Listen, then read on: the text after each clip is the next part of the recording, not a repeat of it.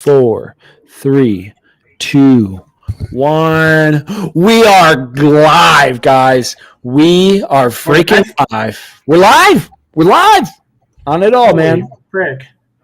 Yeah, we're on live on YouTube. I gotta press live or go live. Oh, wait. Go live. Oh, wait. Connect video source. Yes. What's your video about? We got a title required.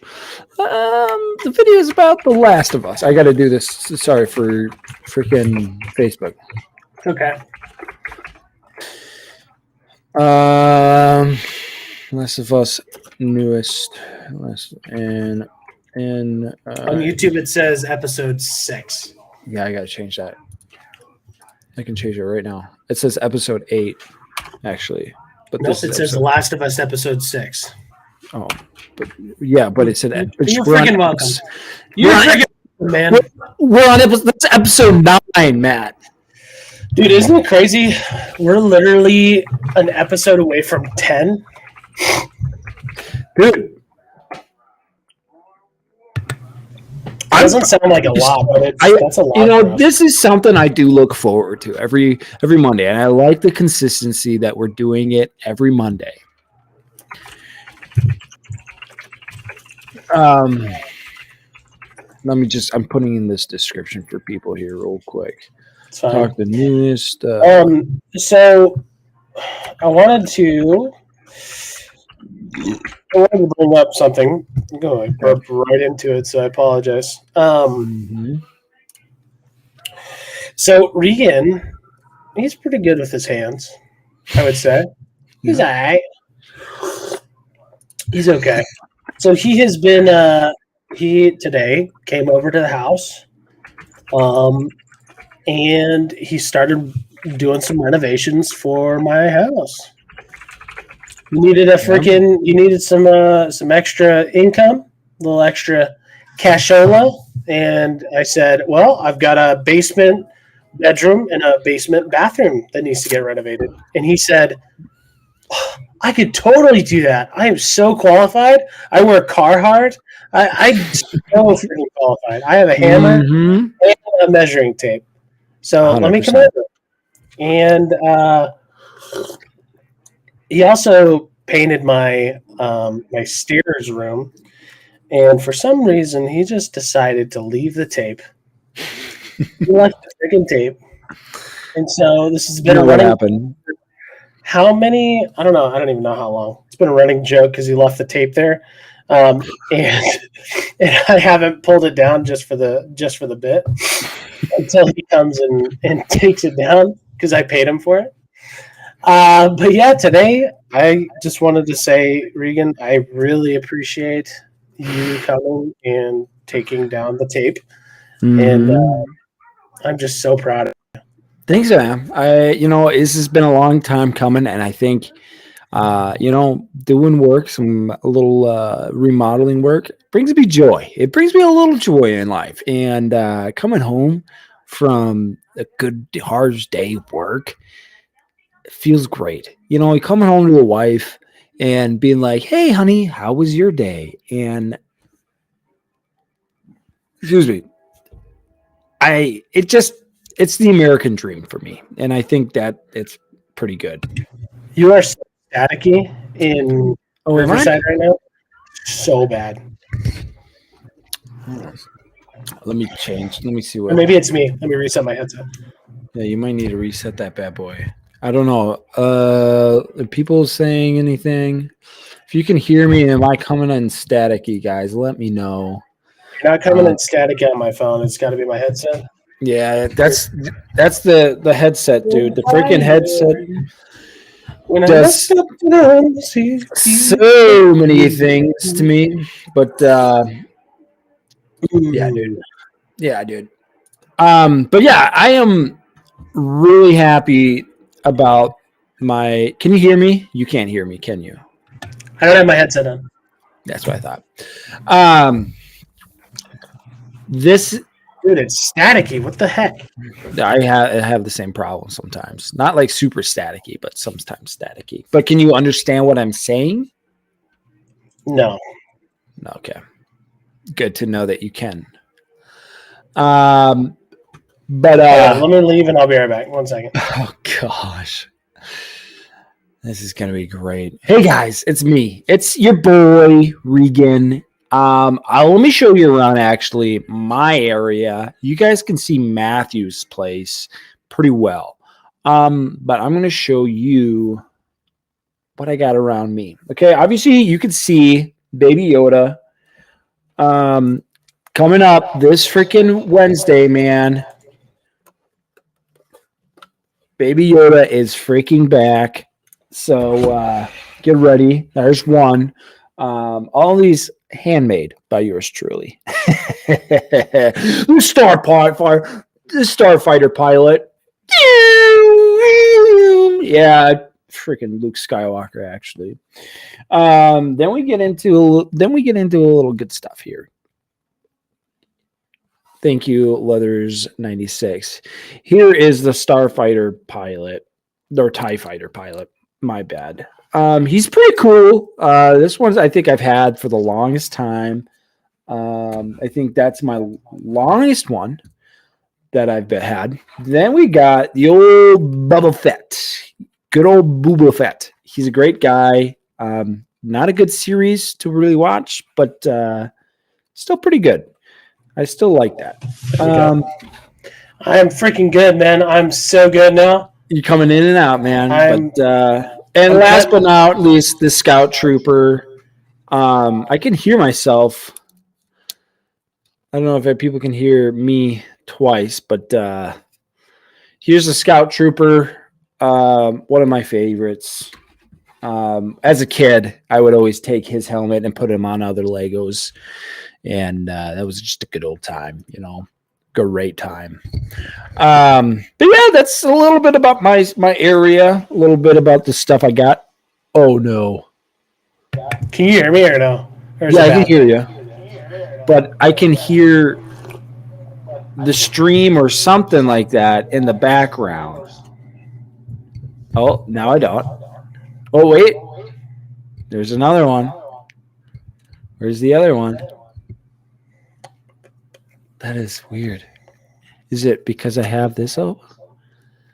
I have no idea what the heck. Matt is staticky.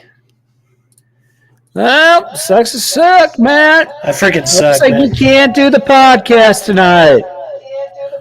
Oh my word! I'm hearing so many of myself right now. You have Riverside open in 2 tabs. That's what the issue was. You had it open in 2 tabs. Yeah, I can't hear you now.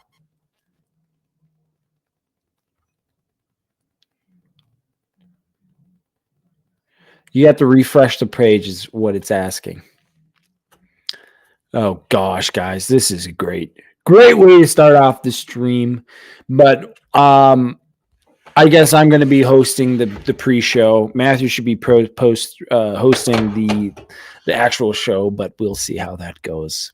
It might need to be yours truly since he's got so many problems. But yes, guys, Matthew should be back here pretty soon. I don't know what's going on with he's got technical difficulties. Oh shoot, I was going to talk about something, but I just wanted to say thank you guys for coming in, watching the stream. There's a lot coming in. Oh, here he comes. How about now? I still hear myself. I don't think that's me. I think that might be you. Okay, but I don't have anything open. How about now? Still there. I don't know. Did you restart? Like, did you close out of everything and then just open it up again? Yeah. That is so. That's why we have a pre-show to fix this stuff. That's true. That's true, Leathernator. I wonder who the Leathernator is. That is a good question.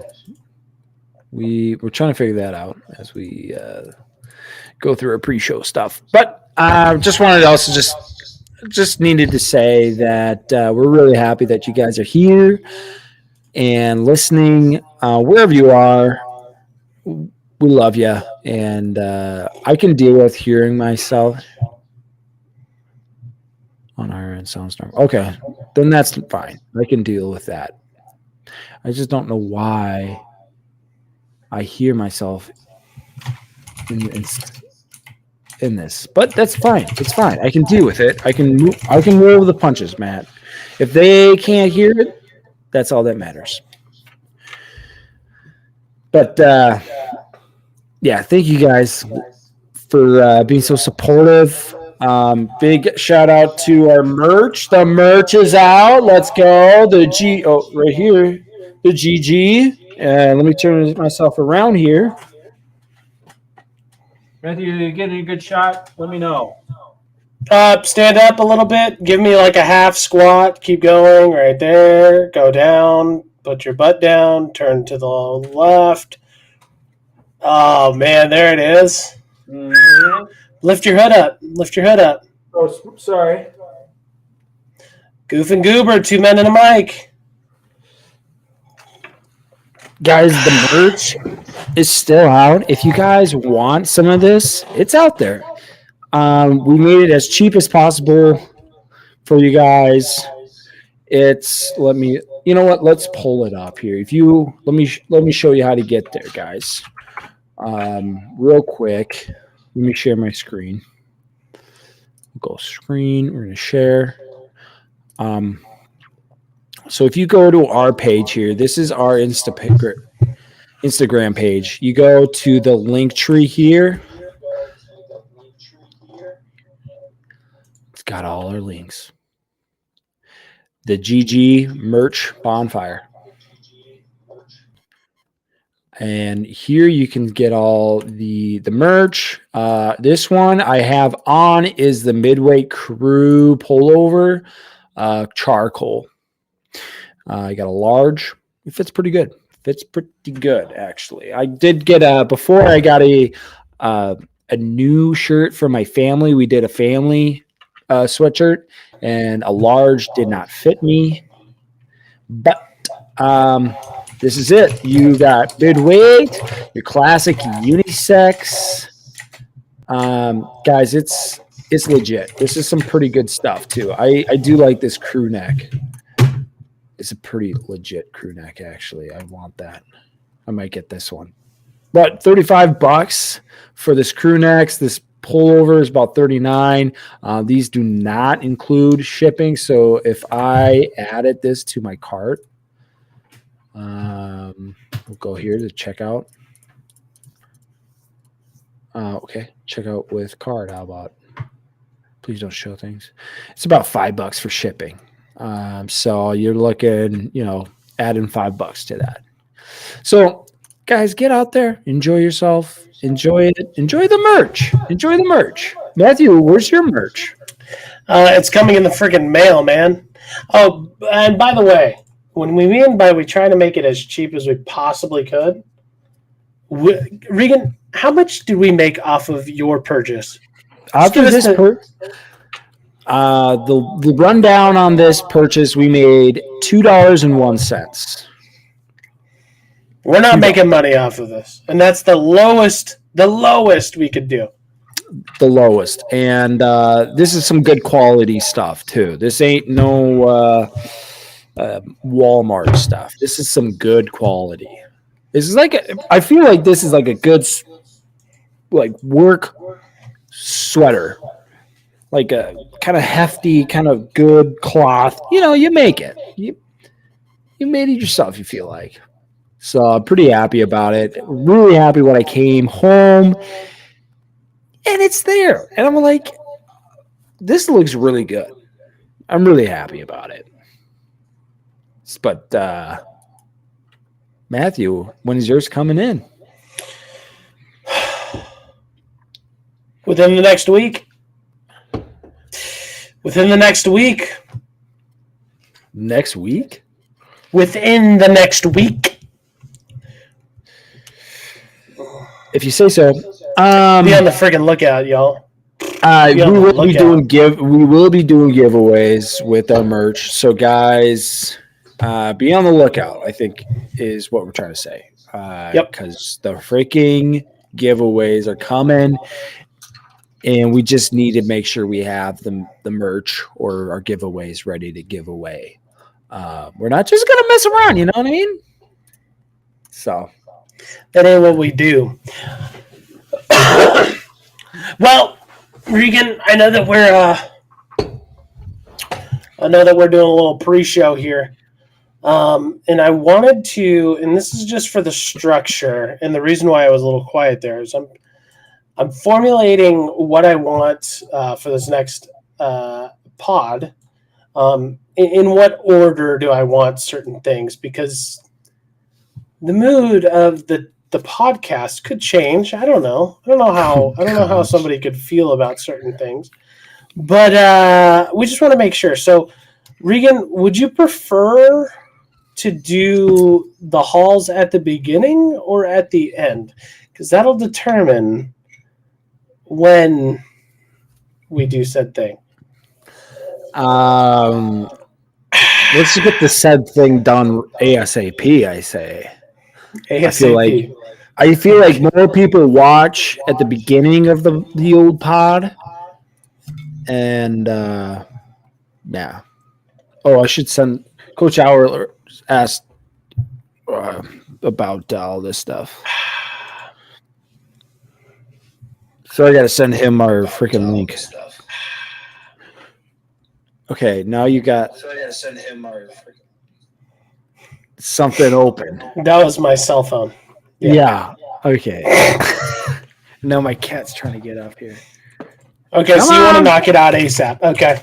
ASAP, man. Sweet. Big shout out to Max Mosier over at the Infinity Bros podcast. One of the hosts over there, a group of 6 guys, Christian guys who love talking about pop culture, everything nerdy, video games, movies, TV, everything. He just commented on our post about our merch, and he goes and he says, 2 men and a mic. It's never been done, and we love it. We appreciate you, Max. Big inspiration to what we do to just get us to freaking form this freaking thing. If we could choose any Infinity Bro to have on our show, who would you have? Who would I have? Well, I love. Okay. So just so you guys know, I was on the Infinity Bros podcast episode something. I'll have to look. I don't remember what episode it was, but I was on it with Max and Mark. And if I had to pick, I'd probably bring those 2 back on. But then I would also like to have Robbie on, because I feel like those guys, we could all talk football too. Because I don't know, those guys are just pretty cool. And Max is cool. Mark is the funniest guy on their podcast, in my opinion. Like he goes so far out there with some of his takes. It's hilarious. I think Mark has some really good takes. Oh, for sure. As well as I think he's probably, I think he's one of the funniest one of the Infinity Bros. And then on top of that, I think he. Never mind. I can still hear myself.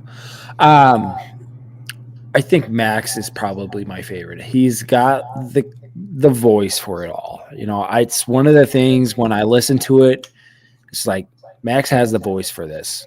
He's got a voice for radio, and I think he's just. I mean, I've known Max for a while, but I think if anybody, I'd probably have Max because I know he's also a good talkative guy. Oh yeah. Episode 148 is where I'm on. We talk about Ant-Man and the Wasp, Quantumanium trailer. Check it out. It was a fun time. It was a good time. Yep, it's on our website. theinfinitybros.com. Go check them out, guys, if you haven't.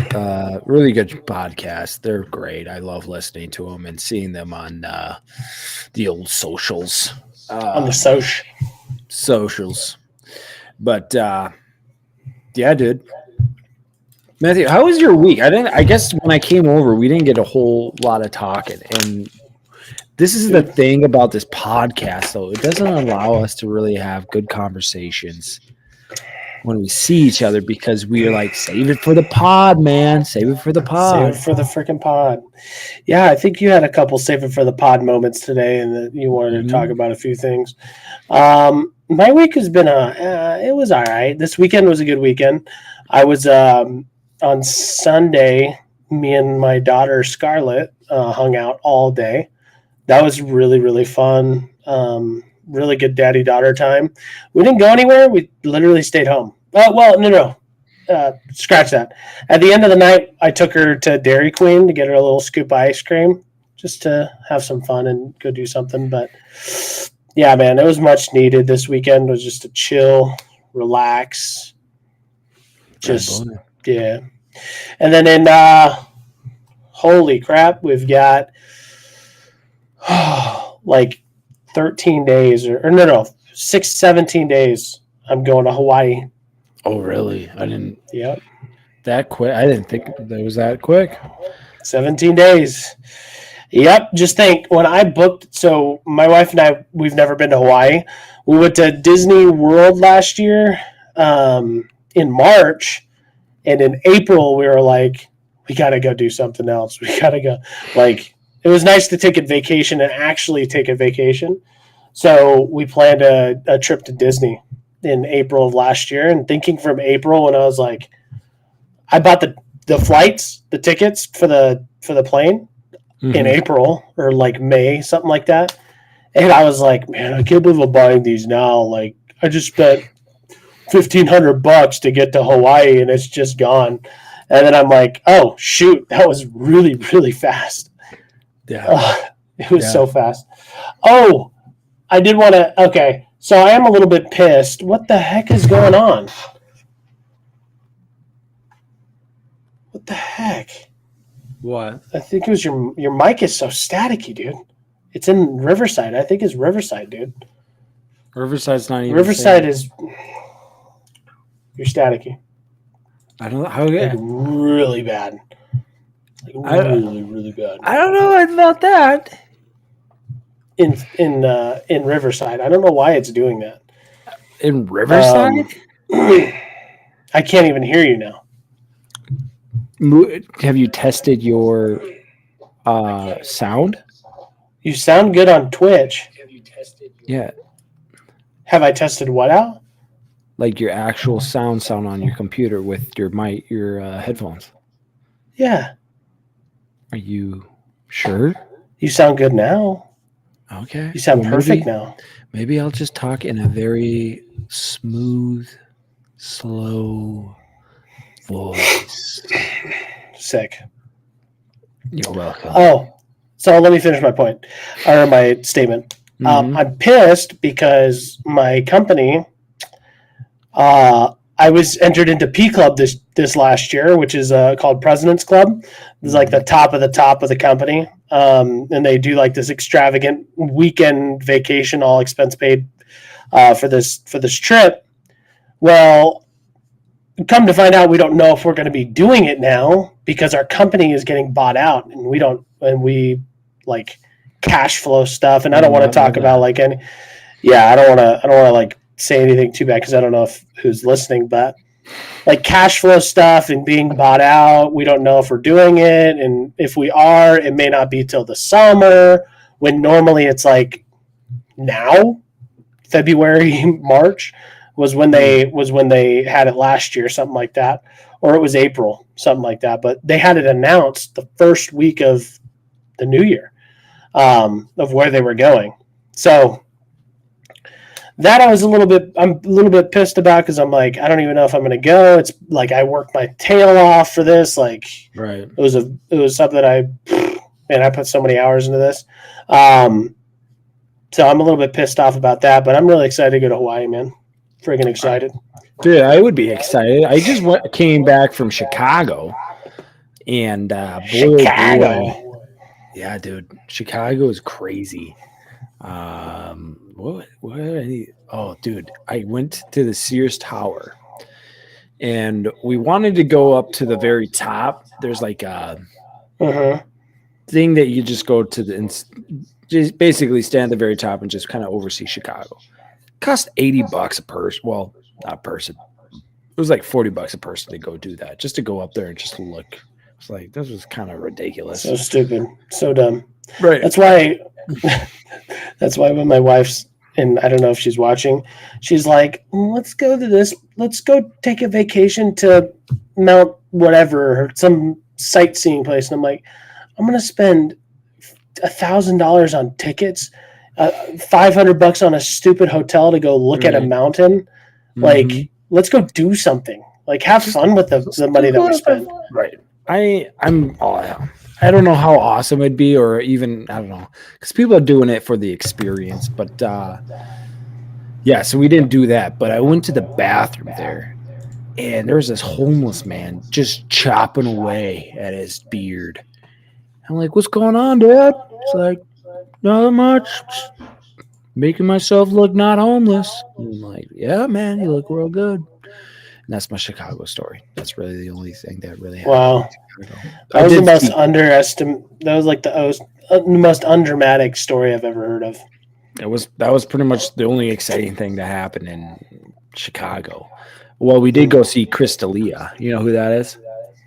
Chris D'Elia? Yeah, like the racist comedian guy. I don't think he's racist, but he says a lot of racist stuff. Like what? Oh no, I'm thinking about a different one. That's why I asked. There's one of them that's like all of his jokes are racist, and he's a white guy. Oh really? Yeah. No, you know who that is though, Chris D'Elia is? You got a picture of him?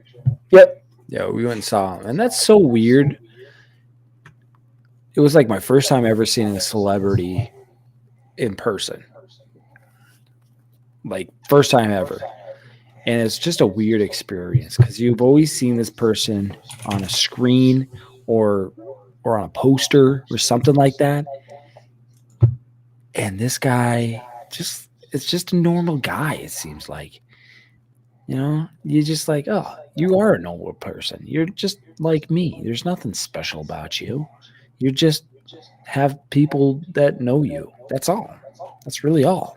So that was a good experience. Though he was funny. He had a lot of good jokes, especially though he was canceled. I will have to put that out there. He's been canceled. For what? Oh boy. He liked having sex with people. And one time it was with an underage girl. Oh. 17. So he went to jail, not canceled. Gotcha. Well, he didn't know. She said she was over 21. So she came out and said that she had sex with him. And then it was, well, I told him that I was 21 and that it was okay. And usually I think with like celebrities, they ask for like ID because they know like people are trying to like screw with them. So she might probably had like a fake ID or something like that. But yeah. And now he's got a kid. It was really really encouraging to see him because he's really changed. It seems like it seemed like he was genuine and he's turning his life around. Because it's one of those things that like, I don't know what it is with kids, but it seems like people just want to change and are just like, take for example, like as well as Shia LaBeouf. That guy, kind of an a-hole, wasn't like the best of people, but then I watched this, what was it? Yeah, you're muted. The Bernthal thing. Yeah, James Bernthal.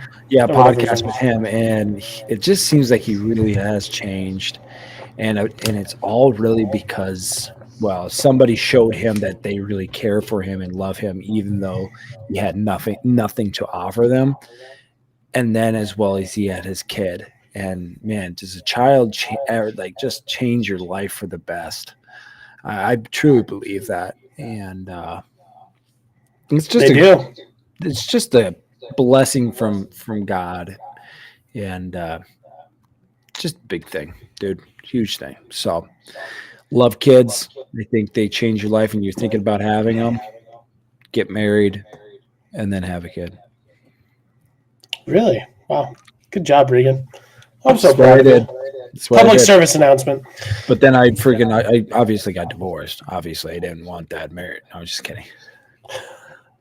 I'm kidding. That's a joke. Unless you got a crazy wife and just don't have a kid yet. Wade. Okay. Let's jump into the podcast, baby. All right. It is 8:33, baby. All right, here we go. Let's go. Let's get in the intro. I'm going to start this intro. Get ready. Here we go. Go ahead. Oh, it was in the preview. It wasn't in the live. Welcome to the Goof and Goober show. You decide who's the goof and who's the goober. Matthew and Regan as they talk all things from their own personal life questions to TV shows. Now, your hosts, Regan and Matthew. What's going on, guys? It is the Goof and Goober show. Hello. We've got a special show today. No, we're not going to have a guest yet. We will be having a guest soon. We got something in the works. We're going to have something special. I'm here today with my buddy Regan again for episode 9 of the Goof and Goober show. Regan, we had our pre-show. We know that, hey, you're doing great. You had a good day today, but just tell the people who weren't at the pre-show, how was your day, man? How are you? Well, first off, if you weren't here in the pre-show, I'm really sad that you didn't show up. But my day's been pretty good. You know, I got to hang out with you today a little bit and do some work over at your house, get your house all nice. If anyone doesn't see, I put up one of those shelves behind Matthew, right? Yep. He did this one, and then I put up those two. Yeah. Wow. You're so amazing. Oh, and then I have got a shelf above my desk that I put up there too. But yeah, Regan is so good. He is so good with his hands, man. Yeah. Oh, so also, Matthew, can I talk about the merch, or did you want to talk about the merch? Well, I was just literally about to jump into the merch. So go ahead, if you'll just take a look at Regan really quick, just check out our merch is out and it is fresh. And I don't have my merch yet. It is coming and it's still. I live in a weird address where I went to someone else's house, so I'm in like a week in transit. So I will be getting mine soon.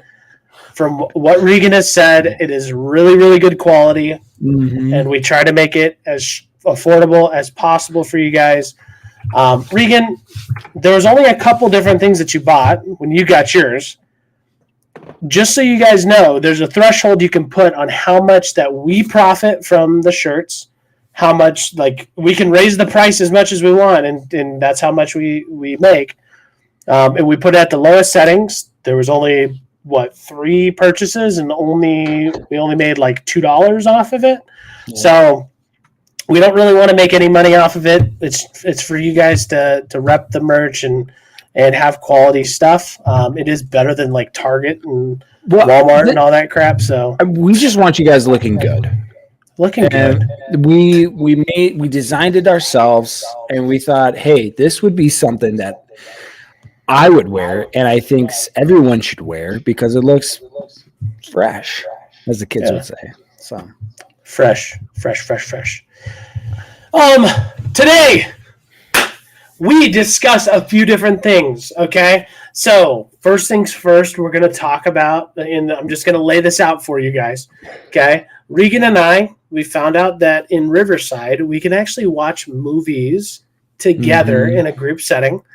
So last week we watched a movie together, and so we're going to talk about that movie. We'll discuss that in a moment. I've got a little special little segment that we're going to do right off the rip. Regan is going to love it. And then after that, we're going to go over The Last of Us episode 7.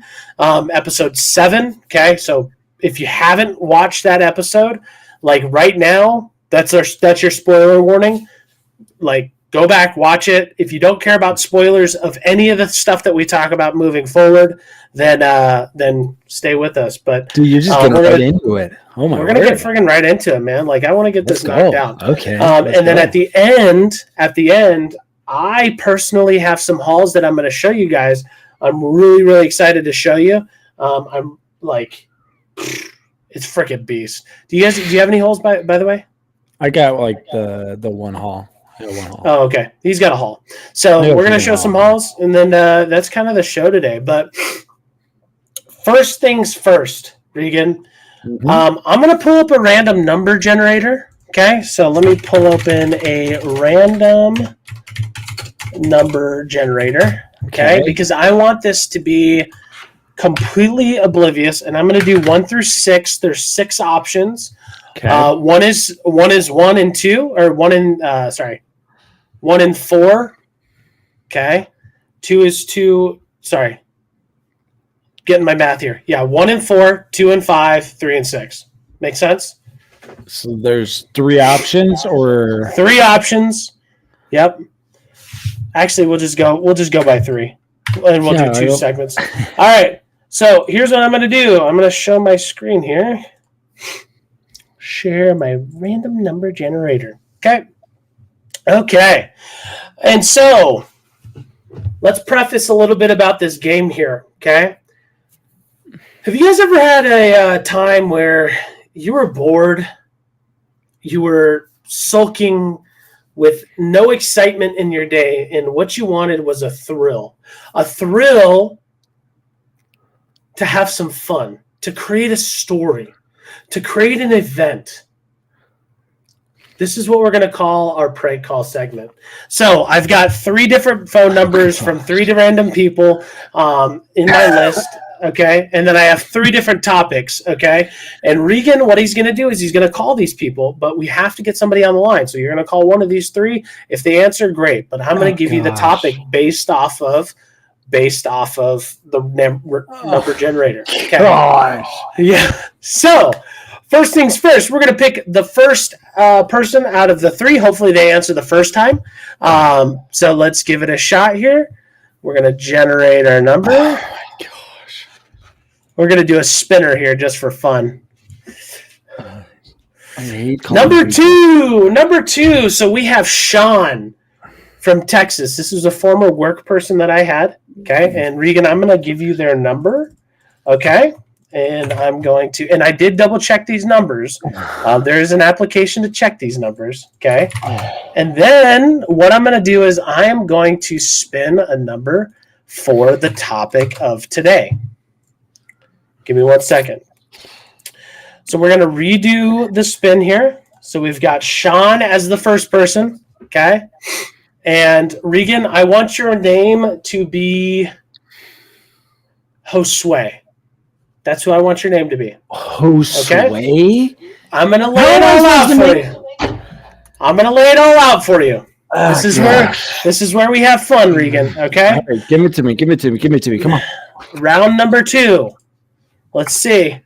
Josue. I'm writing this number down. 4. So number 4 that's number 1. Okay, are you ready? Are you ready? What is it? So I have the options between gay telemarketer or homosexual telemarketer, a radio giveaway. Oh, gosh. Or you're trying to get the Wi-Fi password from this person. Number 1 is associated with a gay telemarketer. So, Regan, what we're going to do, and I'm going to lay out the product for you. Okay. Are you ready for the product? Okay, give it to me. Okay. So the product is AirPods, but not the AirPods. The AirPod case. Not just the AirPod case, but a platform charger for the AirPod case. Okay, the cost of this AirPod charger. Write down that you got to take some notes. The price of this AirPod charger. AirPod charger, and it's a portal. It is a surface, so you lay the AirPods on it. The price of it is $19.99. You do have some negotiation that you can do.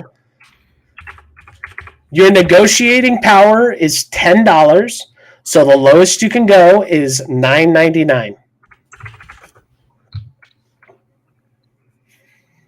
Okay? Okay. Now remember, I have 3 numbers, okay? I have 3 numbers. If this number doesn't work, we will regenerate to a different topic, okay? Okay, but you're doing this as well, right? For right now, it's you. Okay. Okay, but I'm the host. But we'll figure it out as we go. We'll see how this rolls. Okay, so I'm Hosea. Your name's Jose. Just Jose. Oh, I thought you said just it's Jose. Hosea. Okay. Nope, just Jose. Okay, I got it. Okay, and his name is, what is his name again? His name is Sean.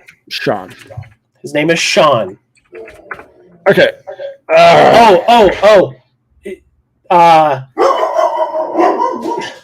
And so the company name is gonna be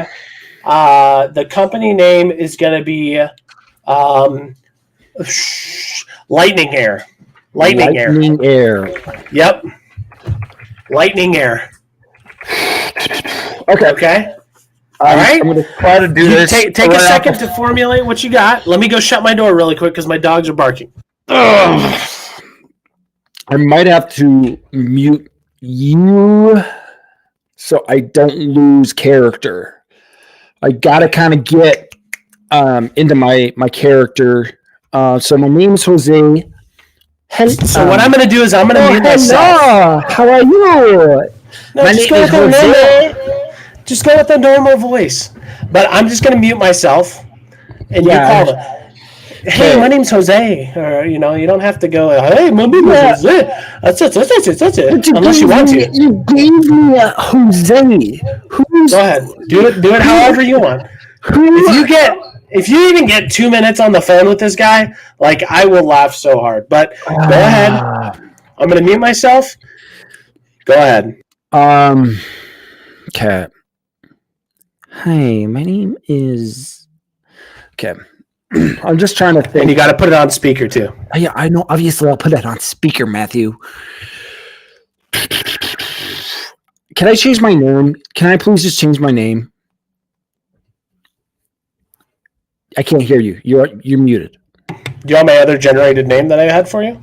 Yeah, Carlos. What is this? I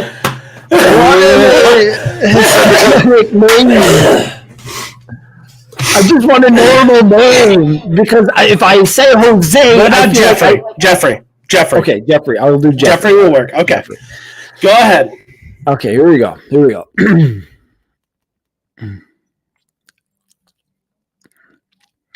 Put that bad boy in speaker next to you. Yeah, I'm trying to, but it. Okay, get out of here. Scene. No. Okay, here we go. It's calling.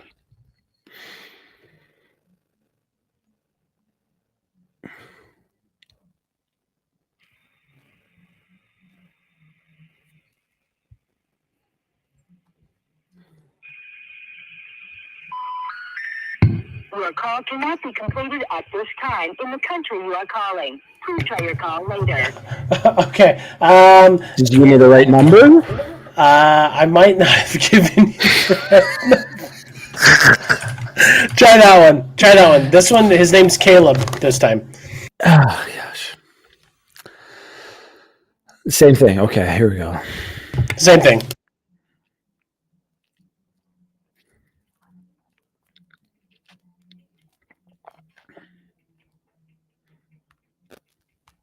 There we go.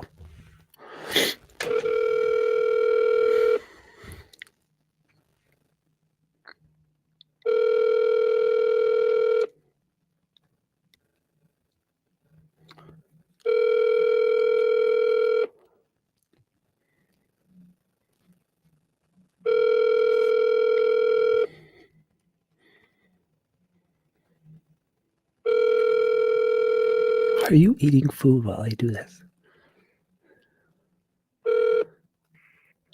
You've reached the voicemail box for Caleb Patton with Greg Weber Realtors. If you leave Oh, here we go. Someone's calling. Hi, this is Jeffrey. Yeah, I just missed a call from this number. Oh yes, I can't remember, but my name's Jeffrey. I'm with Lightning Air. I have found your information online, and I saw that you might have some AirPods. Is that right? No. Oh, well, I mean, do you have any electronical, different types of AirPods, or maybe just earbuds that are kind of wireless charging or anything like that? No. Oh, okay. Do you maybe know anybody that you know that you could maybe refer me to? No. Oh, okay. Well, I appreciate your time there, and have a great night. Thank you. I can't hear you. I cannot hear you. I didn't even know who was calling me. I have no idea who was calling me. So I was like,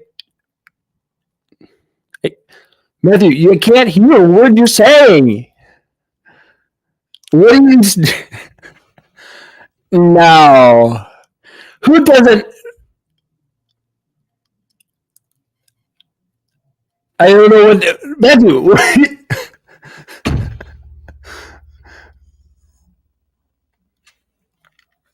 Did I turn myself? I'm not. There you Can you are. hear me now? Yeah. Oh my gosh, I couldn't hear you, man. I had to pull it up on my cell phone. Oh gosh. Sorry, guys. I was mid-chew. My wife just went to Jersey Mike's and she got me food. Okay. Well, see, the problem is I would go, but all of these people I have on my cell phone. So I they can have my give you a number. number. How about that? I'll give you a number. Okay, here. fine. I'll find.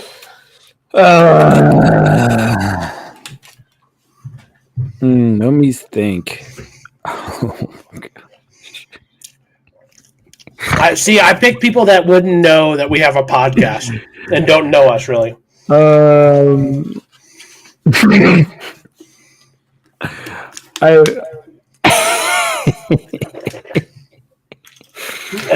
don't know who I want to do it to, but like, oh gosh, this is.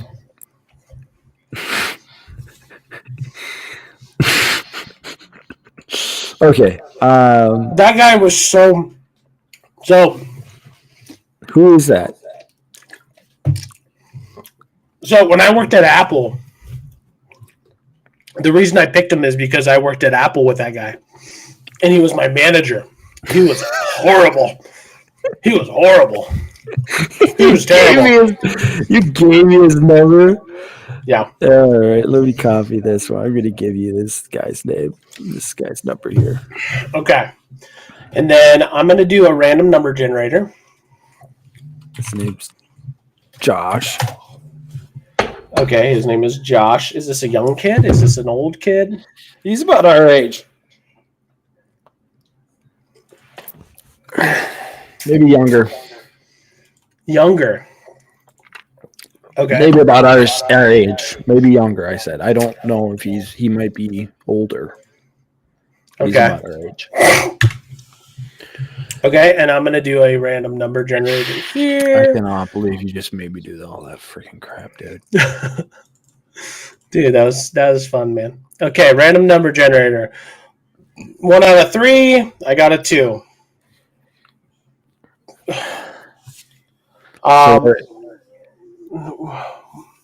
So this is radio giveaway.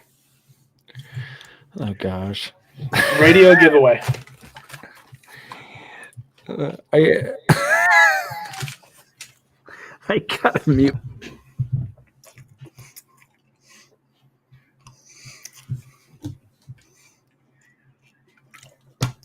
Come on, you gotta give me some thought here. Oh, what? What do you mean? I thought you had it all set up. I can do what I did. Which is what? So the radio giveaway is 2 tickets to Thunder Down Under in Las Vegas. Thunder Down Under is a male strip show. This would be perfect for him. Oh yeah, do it. Okay. See, the funny thing is, Regan was really embarrassed to do this, but I'm on the phones all day for work, so I cold call people. That's why I thought it would be funny to you to do it. Yeah, but you had to get up and get yourself pumped. Because I got to think. Oh gosh, don't even. Oh gosh, what's his name again? Josh. Josh. Okay, go ahead and mute yourself. Oh, what's your character? Oh, I don't know. You tell me. You that I just made up on the spot. Oh, you did? Yeah, the names. Oh, I had Carlos and I had Josue in my name. Well, just go with Carlos. Hold on. Mm-hmm. I want to see what you thought Carlos sounded like. Okay.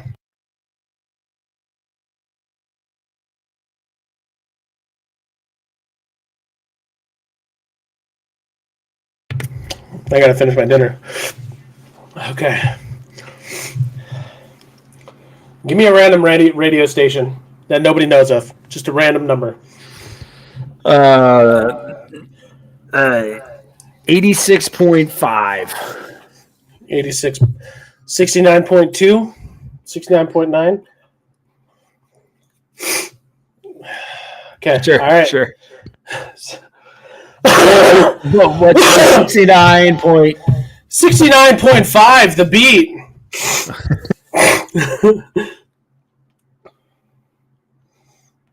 All right. Here we go. Can you hear that? Your call has been forwarded to an automated voice. Let me call him again. Let me call him back. He said, sorry, I can't talk right now. Let me call him right back. Shh.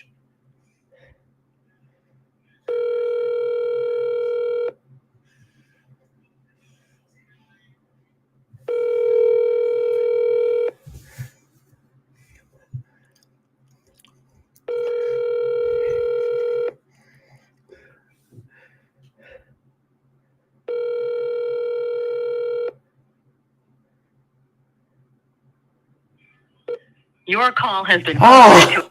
Okay, give me another number. I'm getting secondhand embarrassment. I'm invested into this now. I know what I'm going to say. No,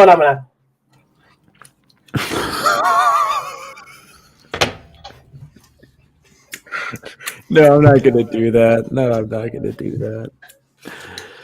Let's see.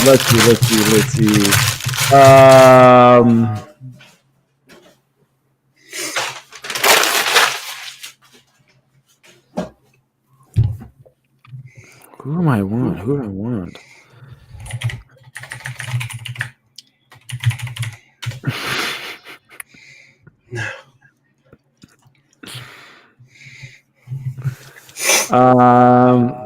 Gosh darn it, I don't know, dude. I'm gonna give you him because I think it would be great.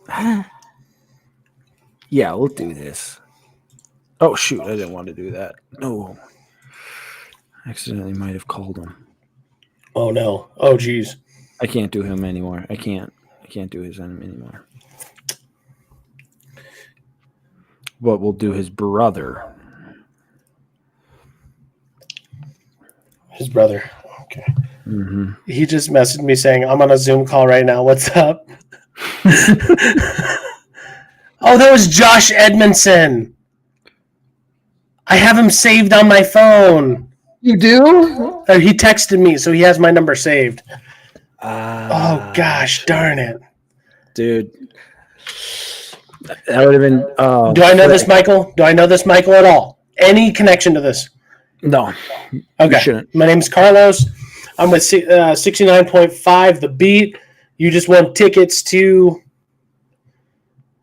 Thunder Down Under in Vegas. Here we go.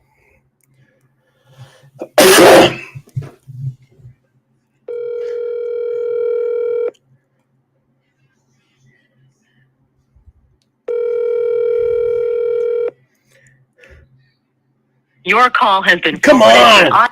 At least we know these two people. If we ever tried to call them, they would never answer. So I'm going to call this guy back.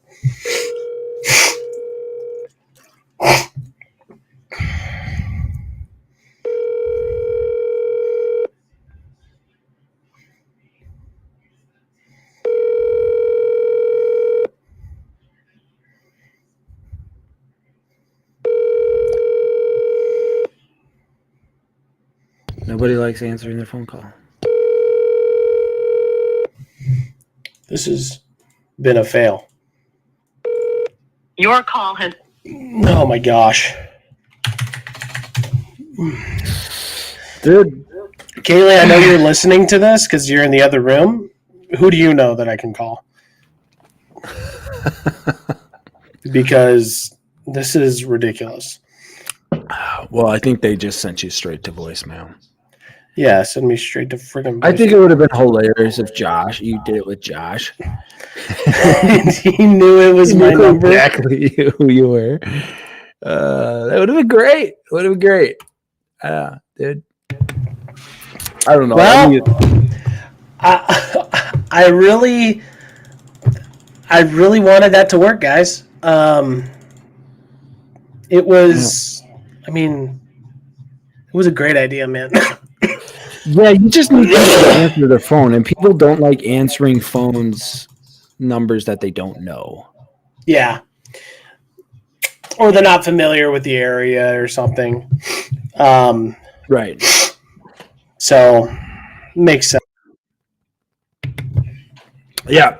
But, hey, I like that segment. For you, I guess I really put you in an uncomfortable situation. That's what I wanted. Turn that off. Mute it. So we don't get echoey. You got a number? Yeah. Okay, what's her name? His name. Her. The name is Paul. Paul? Okay. Was it my dad? Is it muted so people don't hear the number?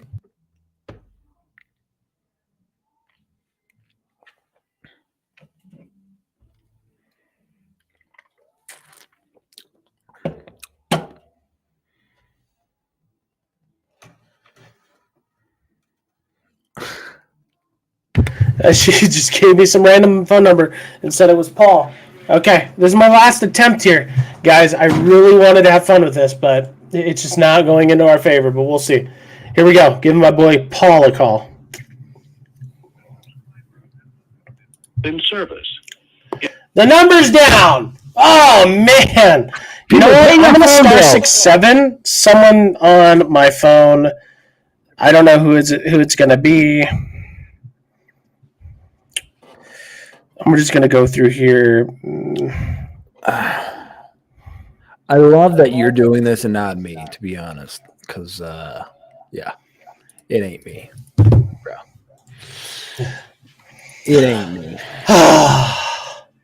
Okay, well, I'm gonna have my wife do some searching. At the end, I will give it a shot. I actually don't mind cold calling people. I think it's fun sometimes, and I do it for a job, so it doesn't really bother me or embarrass me to cold call. But it is super funny to throw these weird stuff out there.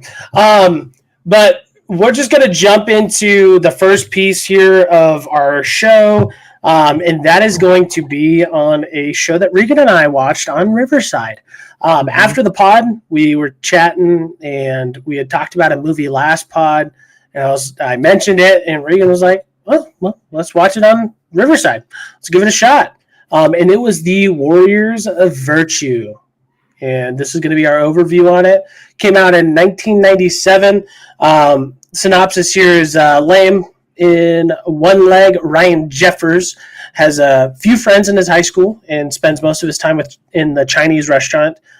Chef Ming, who created the restaurant, who gives him a book of Tao. When he is goaded by the football team into a dangerous ceremony, Ryan falls into a whirlpool and emerges in the magical land of Tao. His leg fully healed, he is led by Master Chung, whose heroic battle against greedy Lord Komodo. Ryan joins their fight. It was directed by Ronnie Yu, starred Angus McFadden, Mario Yedida, Marley Shelton, and a couple others that you may not know of. Quick little overview or rating here, Regan, of the show. Yeah, for me, it was a solid movie. I thought, this is a classic 1990 movie that you would watch and love every bit of it. So I'd give it, we're doing it at fives, I'm assuming. I'd give it Always. I'd give it a 4 out of 5, straight 4 out of 5. Really? Yeah. Oh. I enjoyed it. There were some scenes that were kind of like cheesy, but that's what you get with a good 90s movie. These back in the time, I probably would have given it a lower score, but now that we're in the 2023 and I can look at this as a historic kind of 90s movie, I'm down. I'm down for this. And it's great. It's everything you want in a 90s movie. It's got the classic. It's got the kind of the retro stuff, and as well as kind of like a Power Ranger feel to it. So, yeah, for sure, 4 out of 5.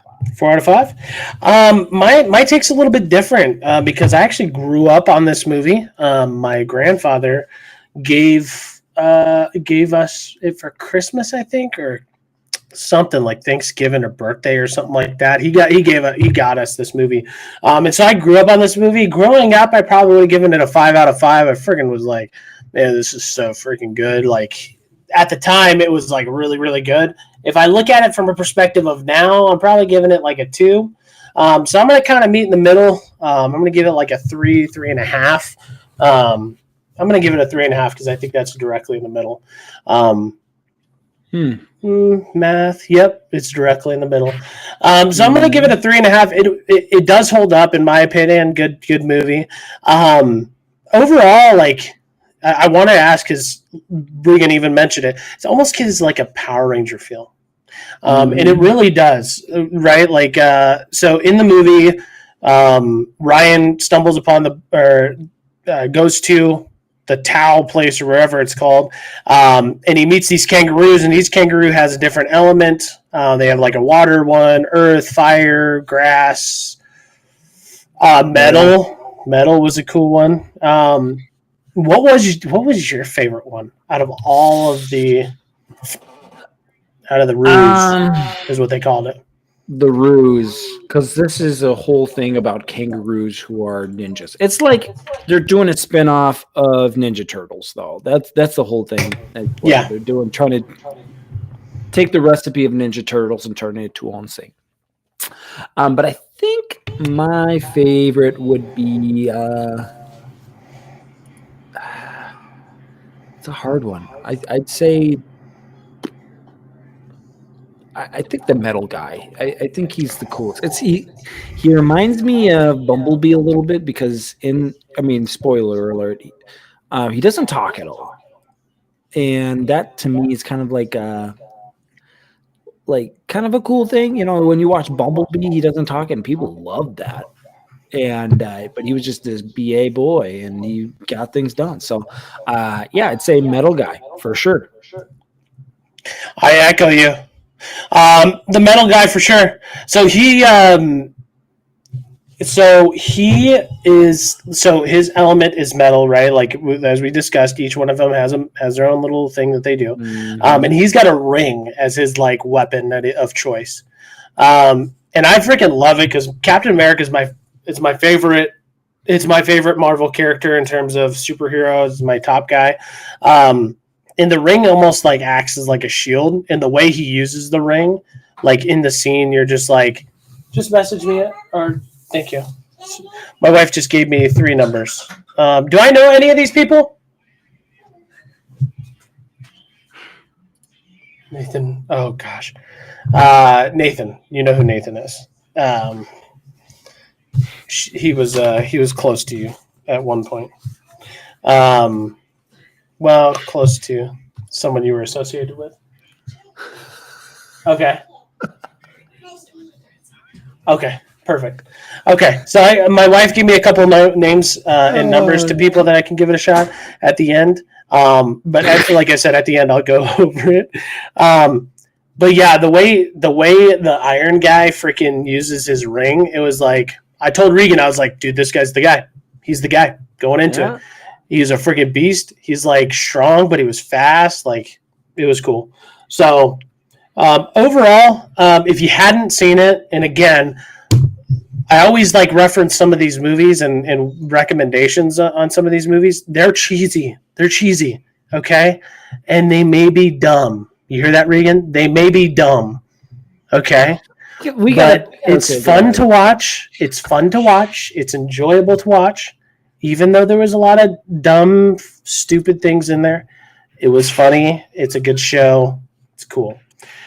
No, I think Regan has a little something that he wanted to talk about. Yeah, because Matthew's been trying to get me to watch the movie A Week Away. If you guys haven't seen that episode where we talk about A Week Away, and Matthew shows me a little clip from A Week Away. It's a Netflix series. If you want to check it out, movie, not series, my bad. If you want to go watch that, go check it out on Netflix. Make your determination by watching the whole movie. Okay. Anyways, so I tried watching it the other day.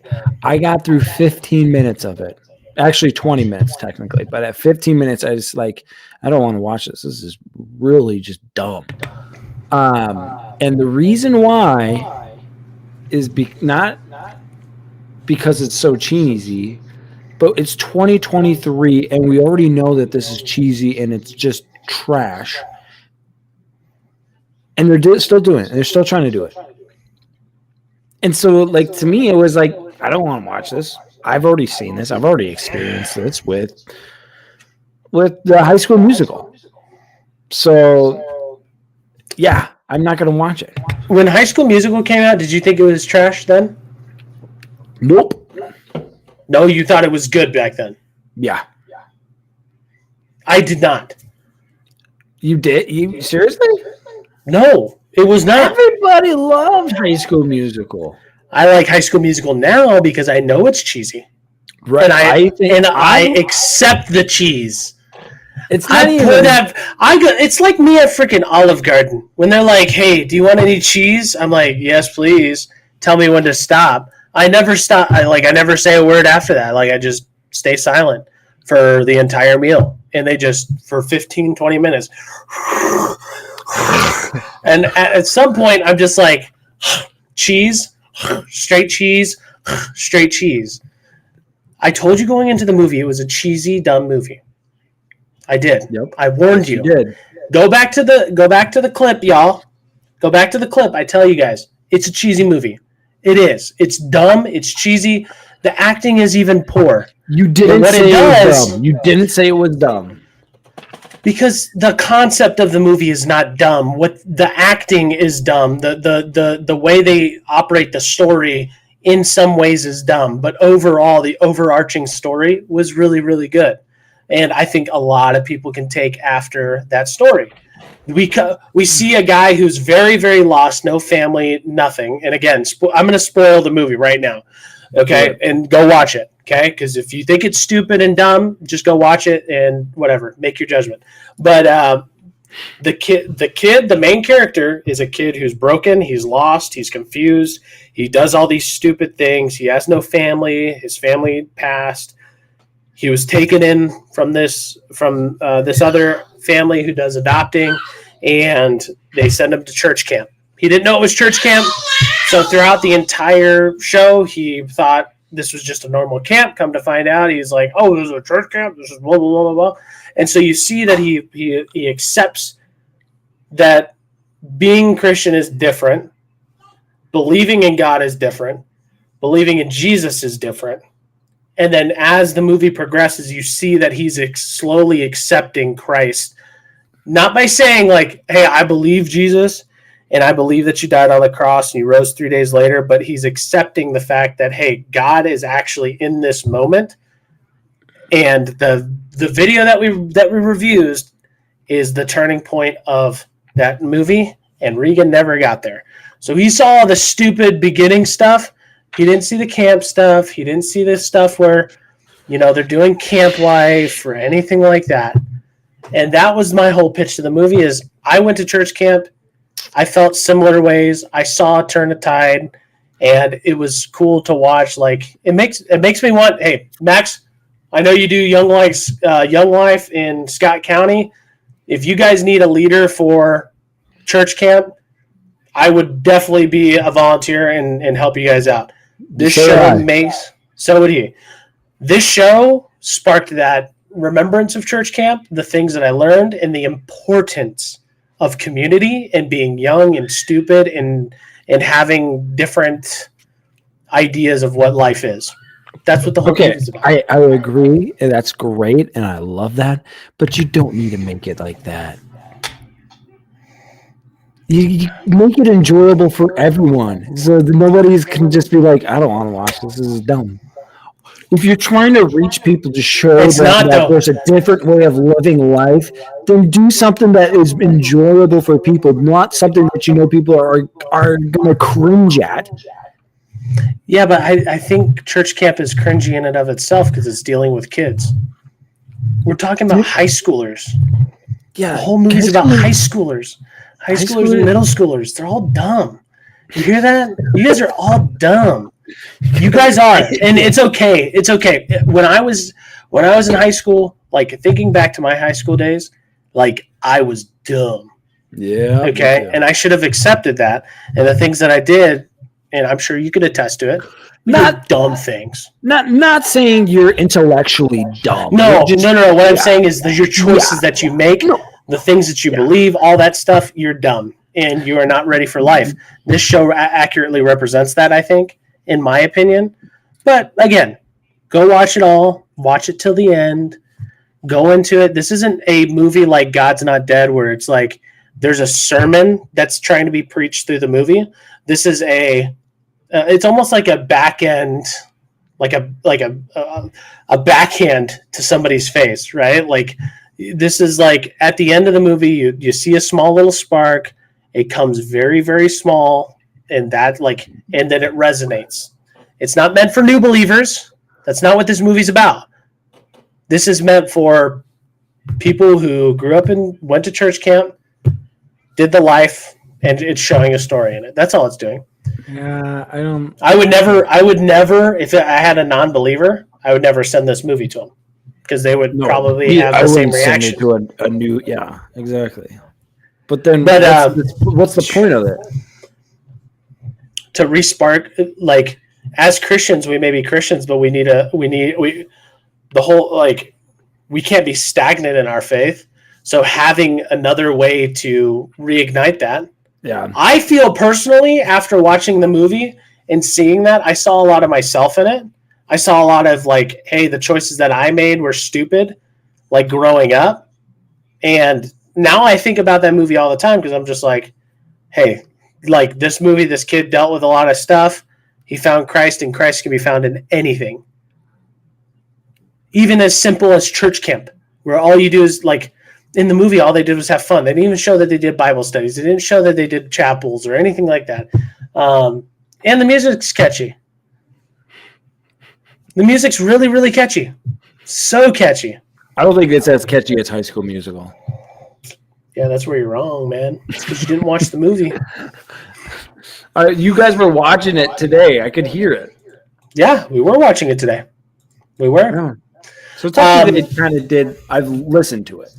He's listened to a couple parts. He's seen pieces of it, but just like with any movie, you can make up. It if I knew Black Adam was going to be trash going into it and I went to go watch it, my expectation was that, hey, this is going to be a trash movie. I'm just here for some enjoyment. Right? If my expectation into Black Adam was that this was going to be the biggest blockbuster of the entire world, it's going to outweigh Endgame and Infinity War, and then I went into the situation where I was like, gosh, this was horrible. Yeah, I would expect that reaction. But I told you going in, it's not a very great movie. It's got great parts. The music's good. You said it was cheesy. Cheesy. That's what you said. It's cheesy. Cheesy means a lot of things. Cheesy means a lot of things. Name a cheesy movie. A cheesy movie? Go ahead. I don't know right off the top of my head. Yeah, exactly. I use cheesy as a word as hey, this isn't a great movie. This isn't even a top 20, top 40 of all time. It's just it's an enjoyable movie that had a decent message and a hidden message. That's my take. But I know Regan and we can talk about this stuff for a really long time, but we're going to jump into The Last of Us. Final thoughts on Warriors of Virtue before we jump into The Last of Us? Yeah, I think Matthew and I also are going to start doing a stream on the weeks that we are going just to kind of just watch a movie and review it and commentate on it with you guys and just have a good time. And then we'll discuss later and on Monday about it, and I think that'd be really fun for us to do. Yeah, that was really fun. Well, we're going to definitely do that moving forward. I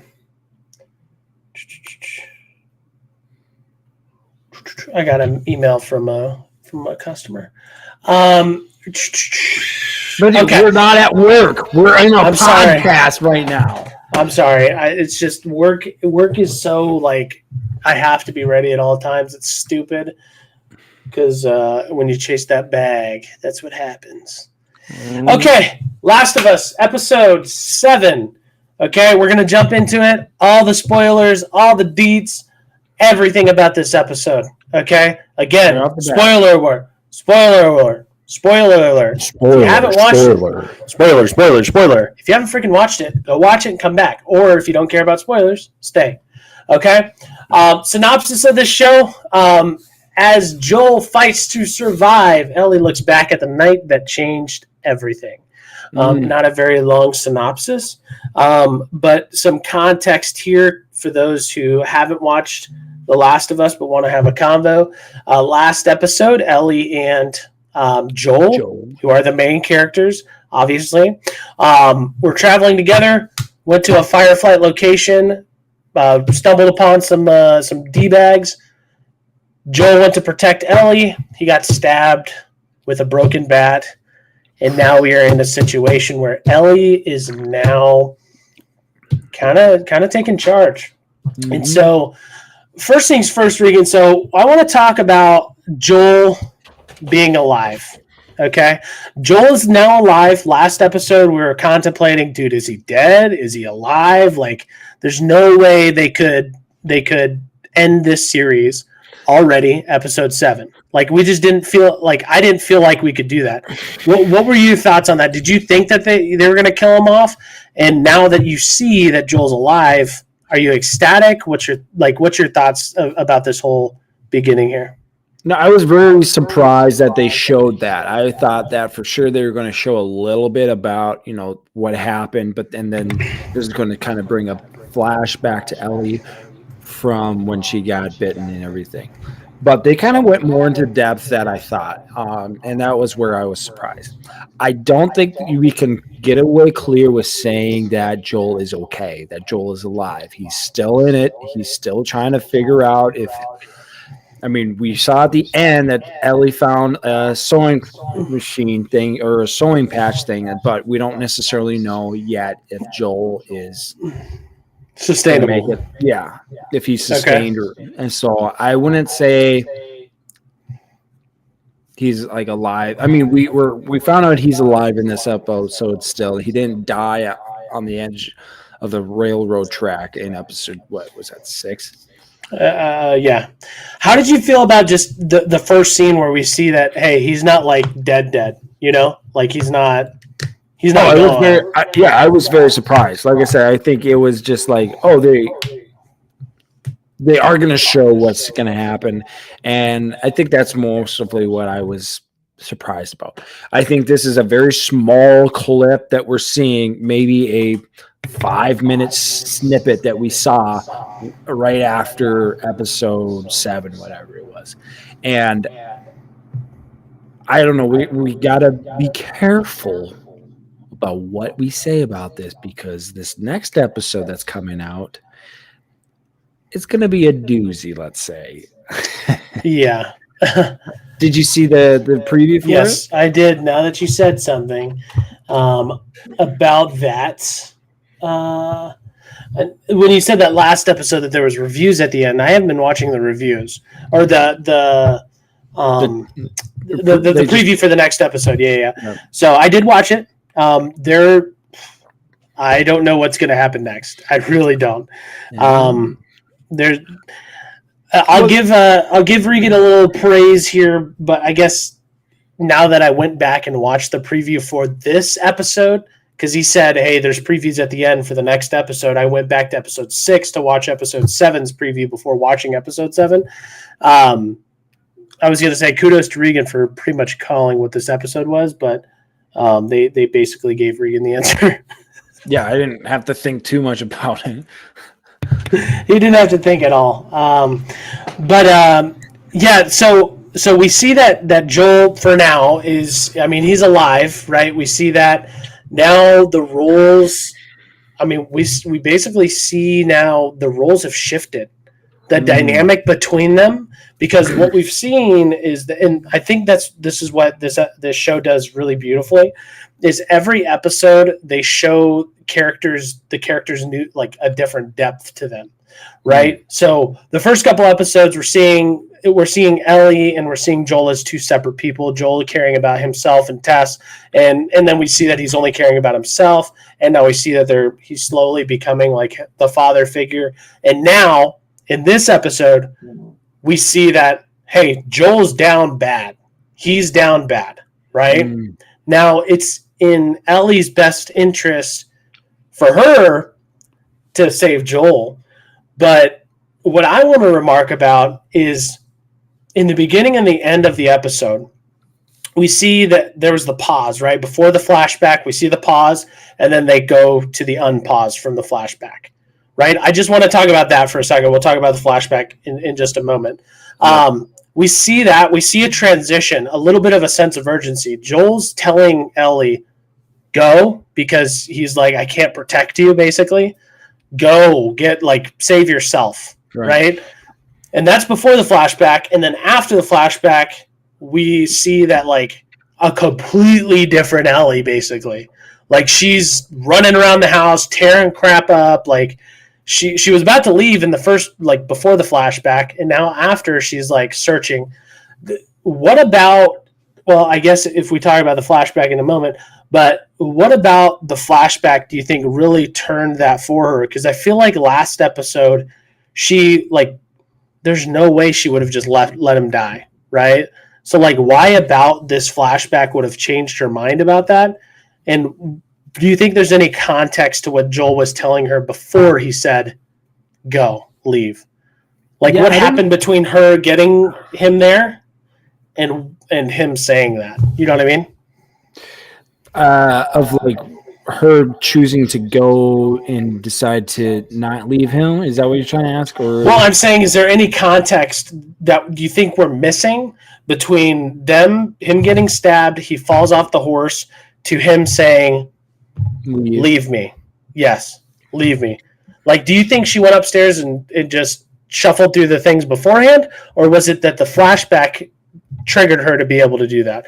Because what I'm trying to get at is I feel like there's a motivation that the flashback would have had. But in the beginning, if she really cared about this Joel, right, she would have already rummaged through that stuff. Does that make sense? Yeah, she just probably didn't think too much about it, but I think she got motivated. She got more motivated to to help Joel because she really, like we said in the previous episode, is that everyone she's known or cared for has either left her or died. And so for her, I think at that moment, she kind of got more motivated. I don't think she was necessarily going to leave Joel. I think it would be. Do you think she kind of reverted back to that mindset where everybody that she loved dies? Now she's by herself again? Yeah, I don't think she, like when Joel said to leave her, I think she was like, no, she wasn't going to fight with him kind of thing. Cause she knew that she probably knew that he needs to save his energy to fight or just fight and not die basically. So I don't think she was necessarily going to fight with him, but she just probably was also feeling down about herself as well. So I think in that sense that Ellie was trying to get motivated, and yeah, I don't know. I think that she found the motivation that she needed, more motivation, I should say, because I think she was motivated to save Joel. But at that moment when she was about to turn the doorknob to get upstairs, she really found or got that more motivation through her flashback with Riley. Okay. Well, thank you for bringing us into the next point here, which is Riley, because this is going to be the next big thing for us to talk about. How ironic is it for us to see this act? What's the actor's name? Riley. Oh, she was in Missing. Yes, she was. We did a review on that. What's her name? Storm Reed. And was she in? How ironic that she played Riley, and then she is in Missing. She's June. She's the main character in Missing. How could you not see that? It's been a while since I saw that movie, but yeah, I see it now. Been a while since I could hold my dude. Yeah, dude. I think, dude, by the way, so just first to talk about her, dude, she killed it, man. She killed it. She was very, very good. Storm was fantastic.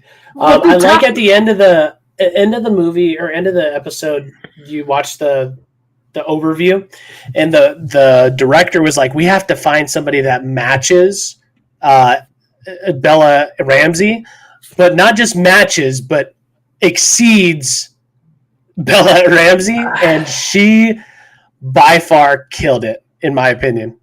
I think so. I think, yeah. I don't know.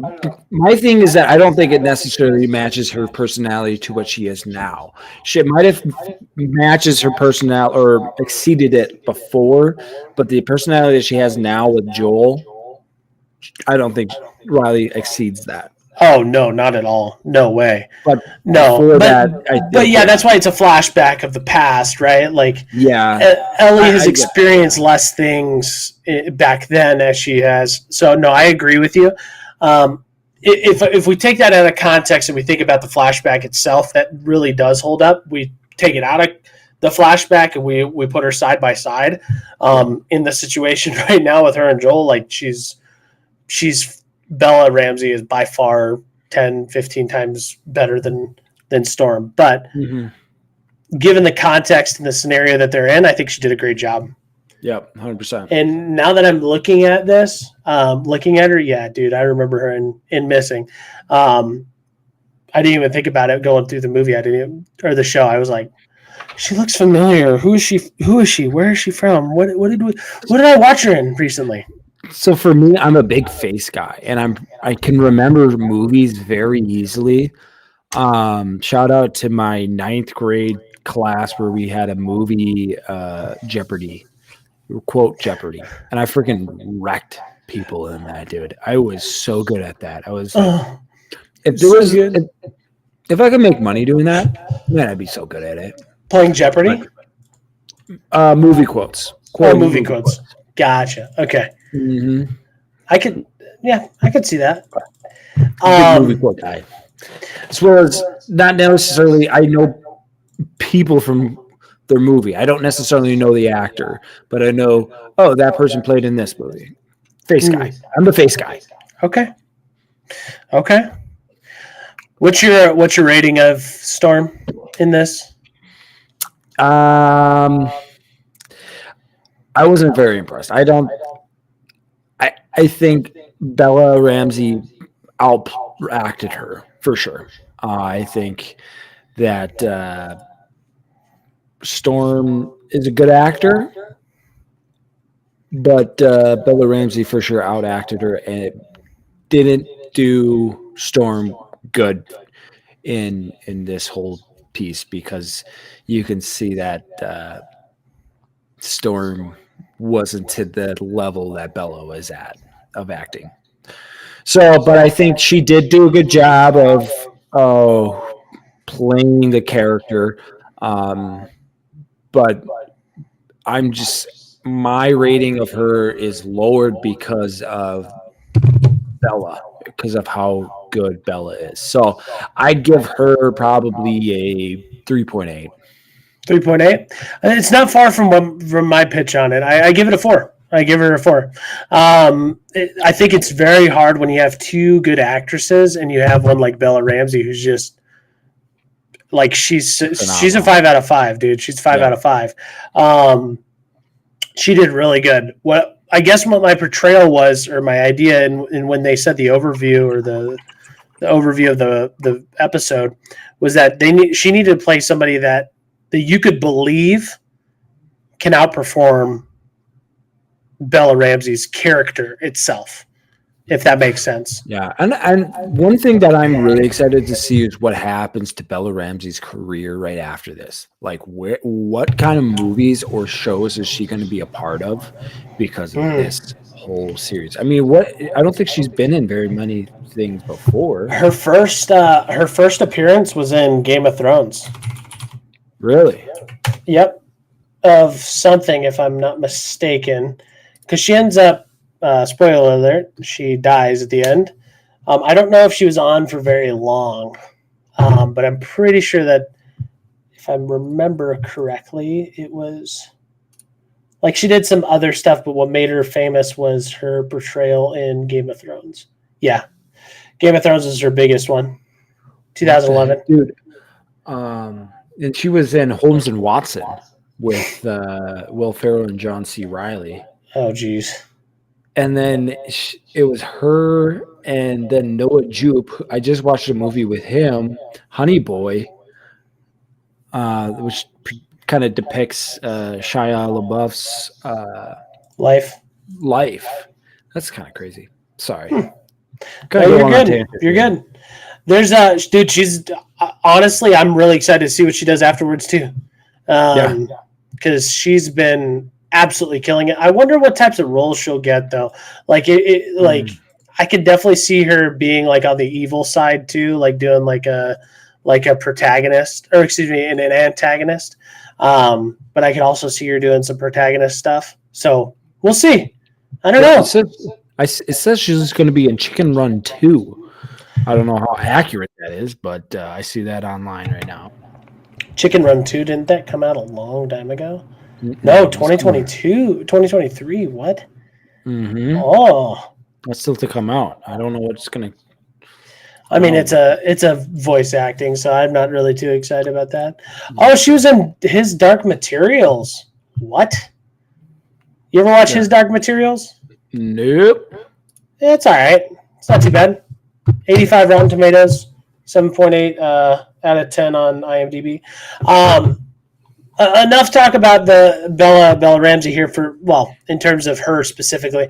Let's jump back into episode 7, because we're going to talk more about Ellie here, because we're going into the Firefly camp, and we see that this is like military training for these kids.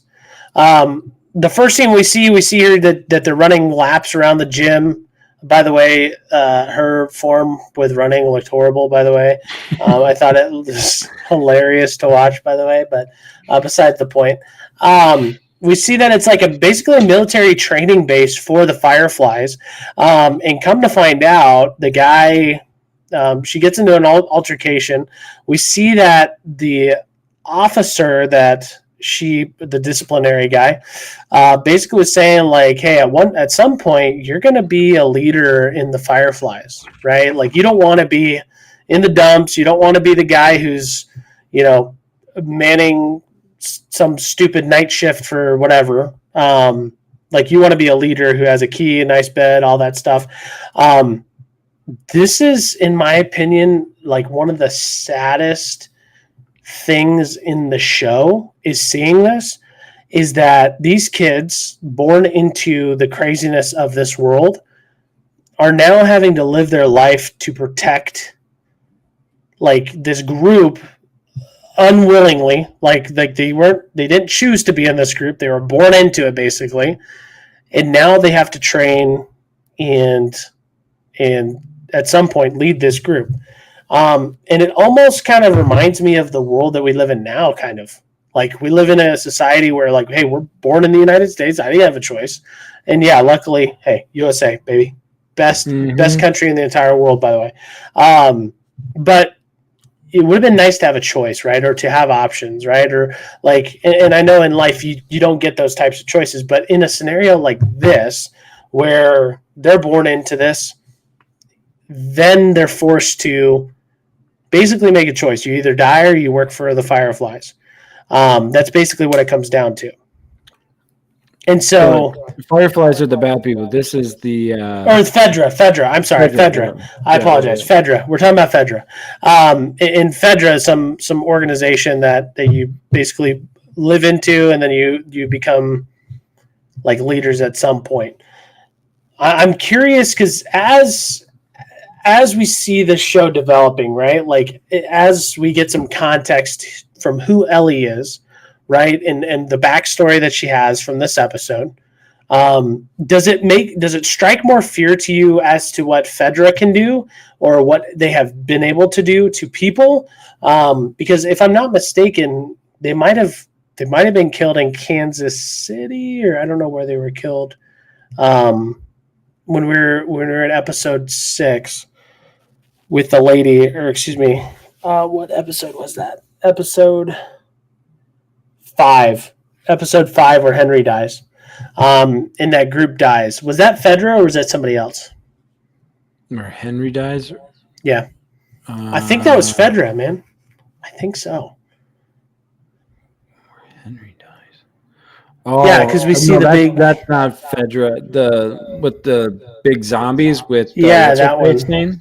I can't remember what their That's group not was. Fedra. Those are just or Fireflies. Those are just a different coalition, I guess. Yeah. Oh, well then side point. Because I thought that was the same group. Because for me I was like, dang, she could have been a part of that organization. And this story could have completely shifted.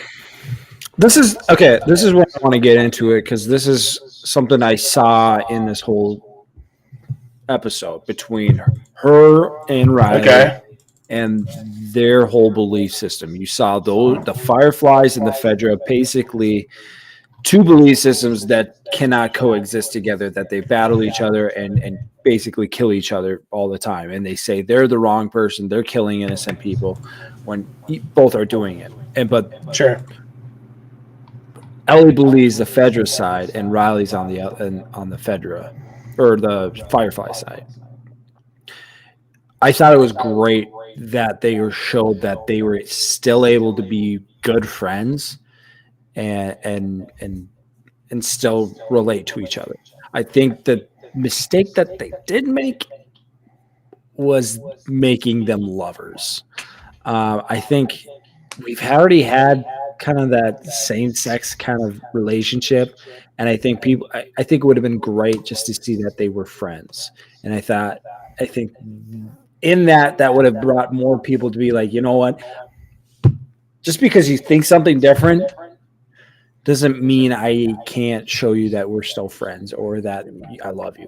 Because we're living a time now that if you think something different, we can't really be friends, or you can't hang out. And that's kind of a sad thing to think, just because I think one way and you think another way of political Yeah. or belief systems. Yep. And so this whole Fedra and Fireflies whole thing, I think, brings in the whole topics of, right or left and all that stuff. And you can somewhat relate to Riley and Ellie because of that. And you see more and more that basically Fedra and Fireflies are the same thing. They're killing off innocent people, and they're blaming it on the other person when they're both Doing the same thing. doing the same thing. Yeah. So I don't know. That I'm starting to get into that part in that section with Riley and Ellie's relationship, but that was one thing that I was kind of disappointed in. I kind of wanted a friendship in this, and I guess that's Joel and Ellie. Do you take it as like a political agenda that they're pushing on that, or what do you? On the Ellie and Riley? Yep. Yeah, I think they just. I guess I'd never really watched what happened in the actual part in the video game with Riley and Ellie, and I don't know how true that is to the original video game. But if that were in the video games, I still would have a problem with it. It's just like I don't think that was true. I think most women probably aren't, the statistics of, that being true. I don't know. But I think that would be more true to being relatable to people, is that to have a friendship, because I think friendship is just as valuable as, I guess not just as valuable, but very valuable in your life. And to show that would be so amazing. I think that'd be so good for people today, especially the amount of people watching this. And not to put down anybody who is gay or anything like that, that you can't be, have those feelings. We've had this discussion before too. It's just like, we're Christians, and where we stand, this is where God stands, and I'm going to stand by that. But that doesn't mean I can't love you, and that doesn't mean that, we're going to be here for you, and I'm not going to hate you for that or anything. My sin is just the same as your sin. And, and God calls me to love all people. And so, I mean, it's like, the frustrating part is that I wanted it to just be a good friendship, and I think that would have been great, except I think the only thing they needed to change is those moments where they looked at each other and they like did that, like, give me some. And if they took those out, you would just think that they're two really good friends. Yeah, I think the problem, and I see it in almost every show now. And I was talking to my buddy Sino, older Sino, is that like a lot of movies, and this is back during football season, by the way, is a lot of movies, they do try to push political agendas. And when it comes to being a Christian, is how do we support that type of thing? Because it'd be like if you asked me to be in your wedding, right? But you were gay and you were going to have a gay wedding, right? Like, I love you and I love you as a friend, but I can't condone this behavior because it's a willful sin. You know what I mean? It's like you're choosing to do something like that, I guess. And there's the saying that, like, what if you're born gay, or you have feelings of being homosexual or whatever, and you have no control over it? You do, because you were designed a certain way. And if you have those feelings, a lot of the times that's the devil working in you. to have those Like- feelings. It's the same thing with pornography, dude. Like, I dealt with that, and I'll be honest with that. That's something I dealt with, but I was able to control my feelings and say, this isn't right. I'm going to keep myself pure for myself and for God, because that's what he's called me to do. I'm going to try to it's like, I know these are feelings aren't right. And just because they're feelings doesn't mean they're the right thing. And so one of like pastors that's told me before is like, you can't trust your feelings. And so you can't always trust your feelings. Can't always trust your feelings. Yep. And maybe some of your feelings are righteous, but some of them aren't. Some of them are trying to fool you. And so you need to be careful about how you navigate those. Yeah. Or I saw the street evangelist, and someone was like, well, something of, well, what if I'm born this way? What if I was, what if I have these feelings and I don't have control over them? And he basically was like, look, I have an urge where I wish I could have sex with all of the most beautiful women in the world, with a bunch of sex, with a bunch of different women, a bunch of different beautiful people. He wishes he could. That's what he feels like. Oh, I feel like I could, or I wish I could, right? But he doesn't, right? He doesn't, because it's wrong. There's a reason why, and I always bring this up, and then we can jump to the next part, because I didn't want to get this to like a homosexual talk. Is there's a reason why when somebody brings up, hey, this is wrong, and you get defensive about it, there's a reason why you're getting defensive about it. It's because you know that there's wrong things about it. If someone said, hey, Matt, you and your marriage with your wife is wrong, I wouldn't be defensive. I'd be like, dude, you're dumb. Like, there's no logic here. You know what I mean? But the difference is, if you flip it the other coin, there's always a defensive mechanism to it, because in your heart, hey, what I'm doing actually is wrong. And there's a reason for that. Because we're all wired. We're all created in the image of God. We are tempted by sin. Sin does a lot of different things. And it's the choice of acting on that sin or not. Yeah. That's what it comes down to. No, anything else on that? I think that's the beauty of I loved about this episode, is because just because you have a different viewpoint, completely different viewpoint, I can that's where Ellie and Riley's relationship, I think, is really great, because they both have different viewpoints, completely different viewpoints on how this should be run and how they view the other basically people, and how people should be treated. And it's they completely think each other are wrong, but they're trying to work in with each other that, hey, maybe we can, let me try to get you out of this, and tell you that the other person's, this is what they're doing, and all that stuff. So, do you know what I would have thought, or I would have thought would have been a better way to do it?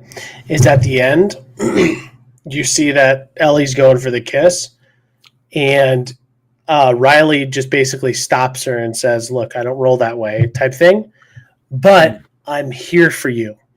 I'm here to talk to you. Like, I'm still here to be your friend, right? Because the world thinks that because I'm Christian and I don't believe in homosexuality, that, or if you don't believe in homosexuality, you don't think it's okay, that we just hate everyone who deals with that. Right. That's not the case, right? Like, that's not the case at all. That what would have been a better message is showing the reality of the world, is that there are people that hate people who are homosexual. There are people who do that, just like there's racist people, there's bad cops in the world. Like, there's always going to be those one outliers, right, of a whole entire society. But in reality, the reality is that you're gay, okay, but I don't agree with you. I love you. I want to treat you with respect. I respect you as a person. I just disagree. but I'm never going to just leave you to the wayside. And I think that would have been a way better message, in my opinion, because now we're playing into the politics game. That's what it gets into. Yeah. You know what I mean? Yeah. So I think that would have resonated with a lot more people, because if you take that point and you say, hey, we're going all in left or right, and whatever the game has, I don't really care, right? I don't know what happened to the game. I don't know if there was some situation that happened. What was I going to say? I don't know if that happened to the game, but I still think that would have been a better message, right? Yeah. Like, we know that things happen, just like when we saw what's his name? Bill and Frank. We didn't need to see it, like, all of that stuff. We know that it's happening and it's their choice and stuff like that, but we didn't need to see that. Now you're appealing to only one side of the world, basically. Yeah. You know what I mean? Yeah. So that's my thought. We'll jump to the next thing here, because we really wanted to talk about. So basically, what happens is obviously Riley goes. Where we see that Ellie is at Fedra. We concluded that it's Fedra.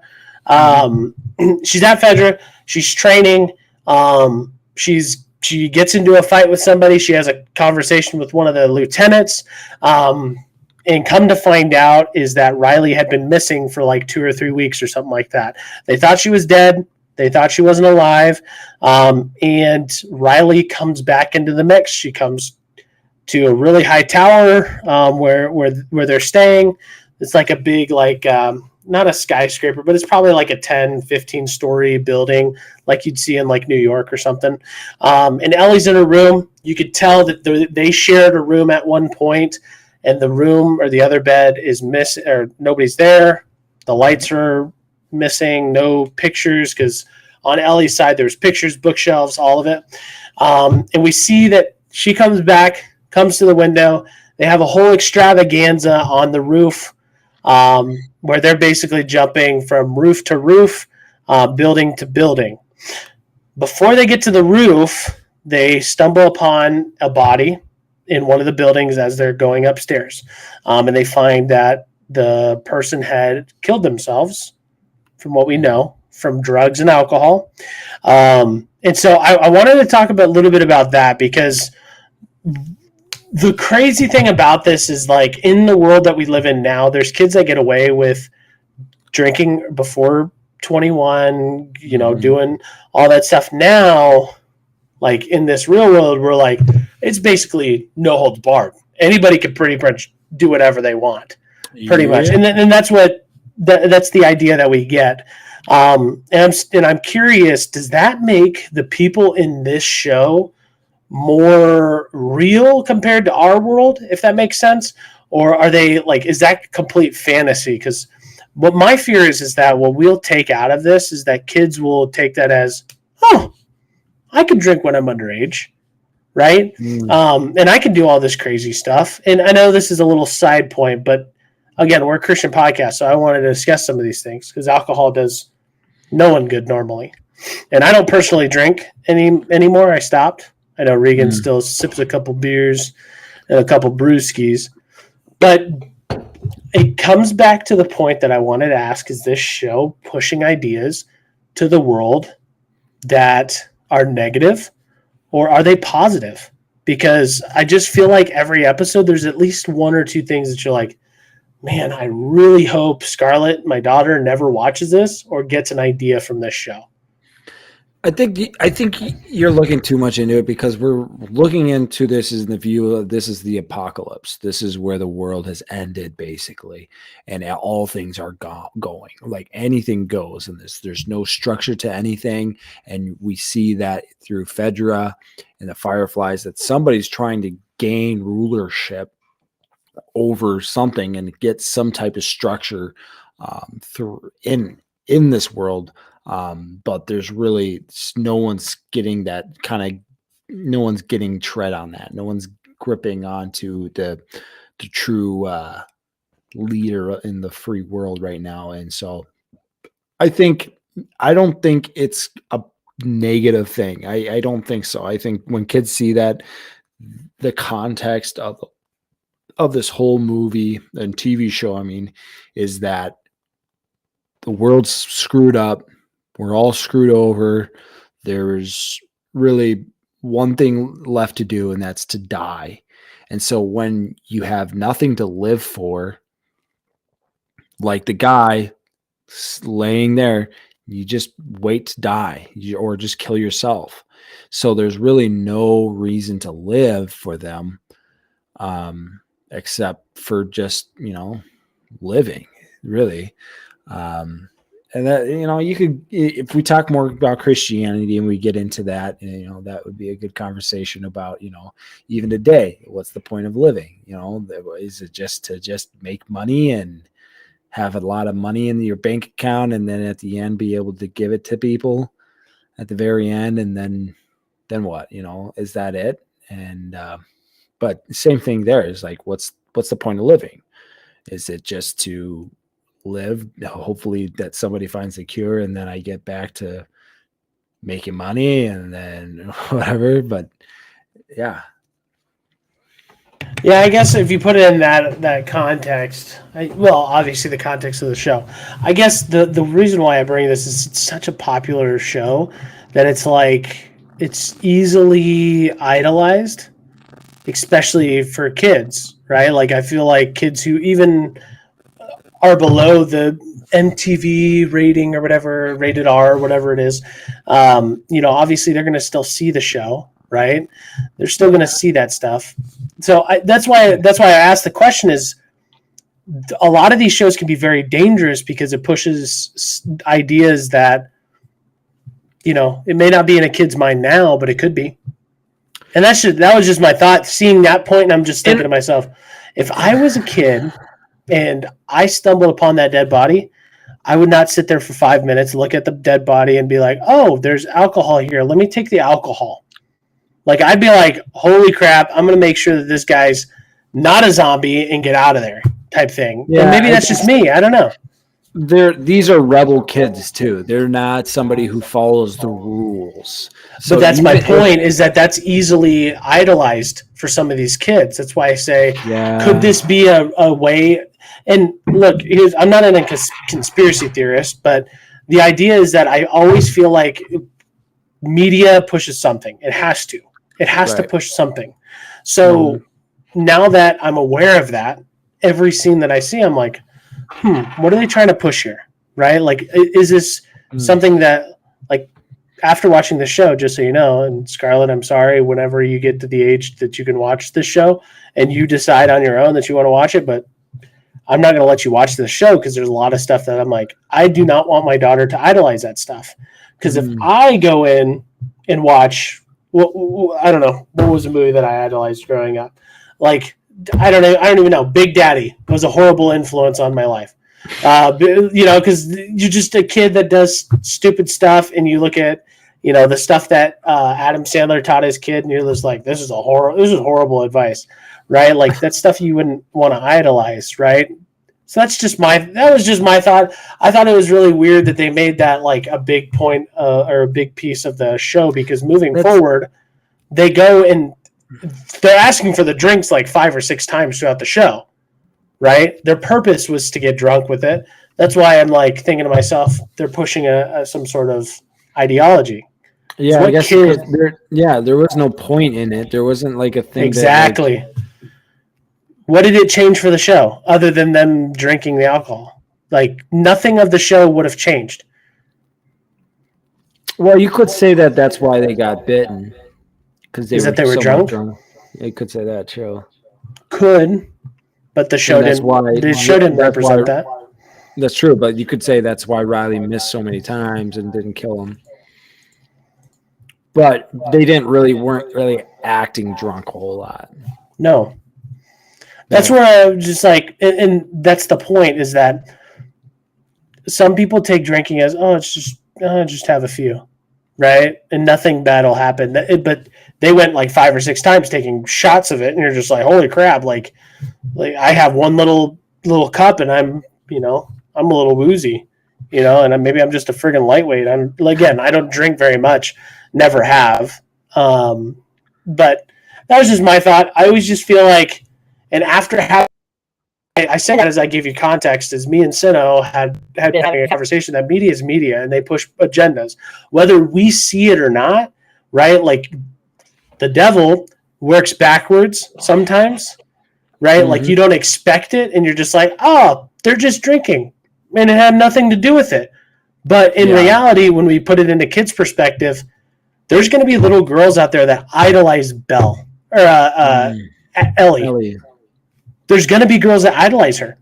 And for me, I wouldn't want my daughter to idolize someone like that. Like, obviously for the show purposes, she's a great character for the show, like really cool story. Like it's really fun to watch, but in reality, as a father, that's what I have to think about. There's a developmental period for your child, and that's from like, I don't know, 5 to like 10. And then after that, I think you can start introducing them to things like this. I mean, for me, I don't think it would have affected me too much. I mean, I watched a lot of bad movies, like Dirty Works. Your son's what, 5 or 6 now? He's going to be 7 this Saturday. So he's 7 years old. Would you let him watch the show? We did watch it actually, but it was not this past episode. Was episode after this. Episode before this. So that was the Tommy. The father saw. Oh yeah, where they saw Tommy. Yeah. See, but I don't think that episode. I don't see that episode was that bad. No, I don't think it was bad either. I think it was a good movie. A good episode. But like, this is the problem. I don't know if we want to get into this, but this is the problem I've always had with him is that how much do I expose him? How much do I expose him to the real world? And how much do I let him see it? But the thing is, if I completely remove him from it, he's going to be like, whoa, what is this? And then doesn't really know how to handle himself around it. So like, you kind of have to give him a little, bit at a time. You can't just pour it out on him, I think, because that would be wrong I feel like for him, and he would just be ignorant and then not know what to do when it happens when it comes. Right. I think and this is my whole problem is I've got a daughter and she's 16 months and 3 days. Isn't that crazy? Like that's crazy. Boy.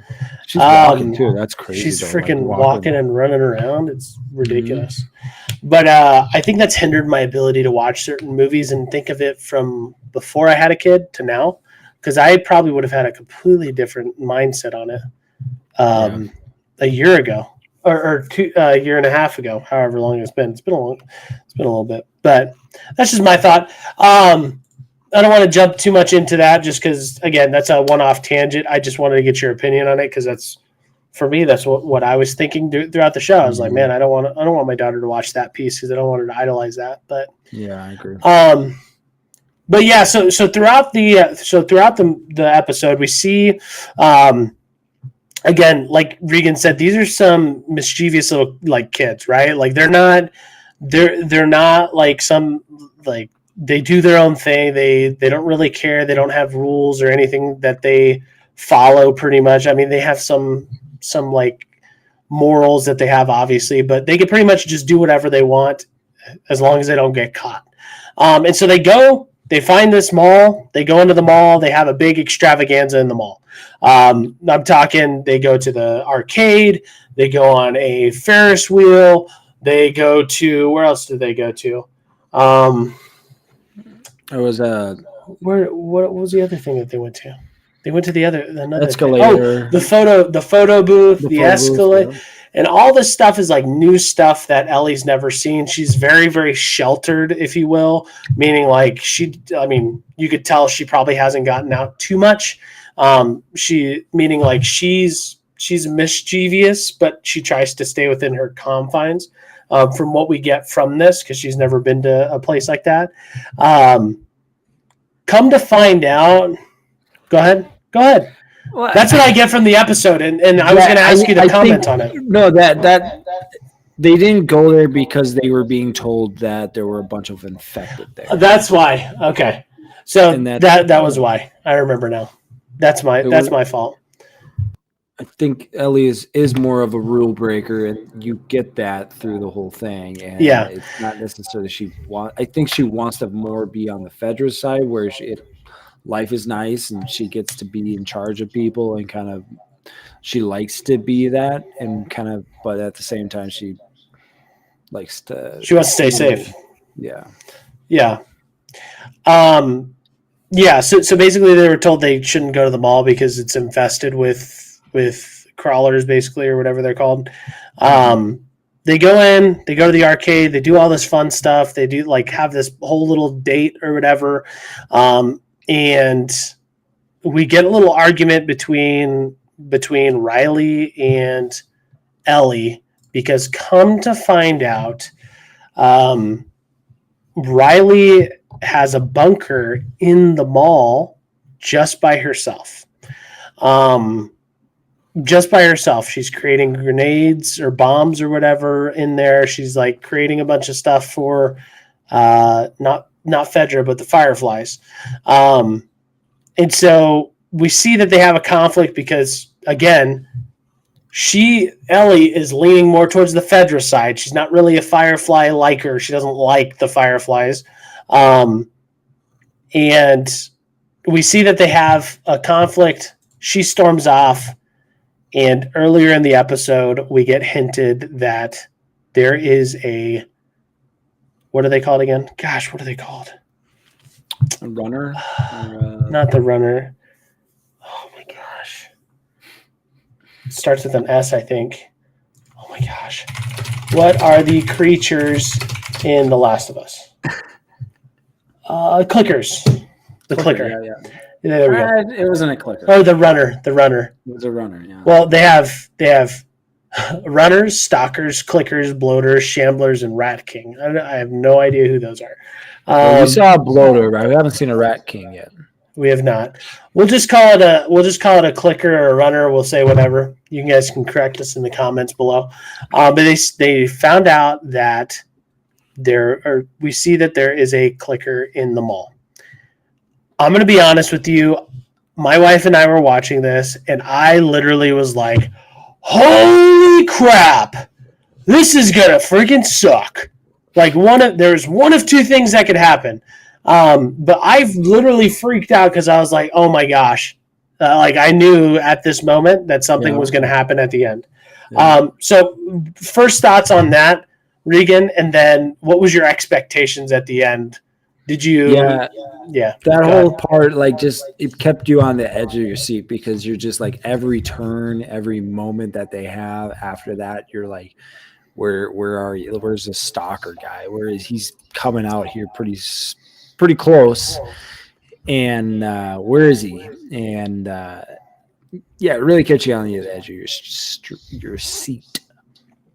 And the funny thing is in the episode, so this was at the time where they were in the arcade, I think, and they were playing Gauntlet 2 on the arcade machine, which they peer back to the beginning of the show where Ellie had a poster of Mortal Kombat 2. Excuse me. I was gonna say. Mortal Kombat 2.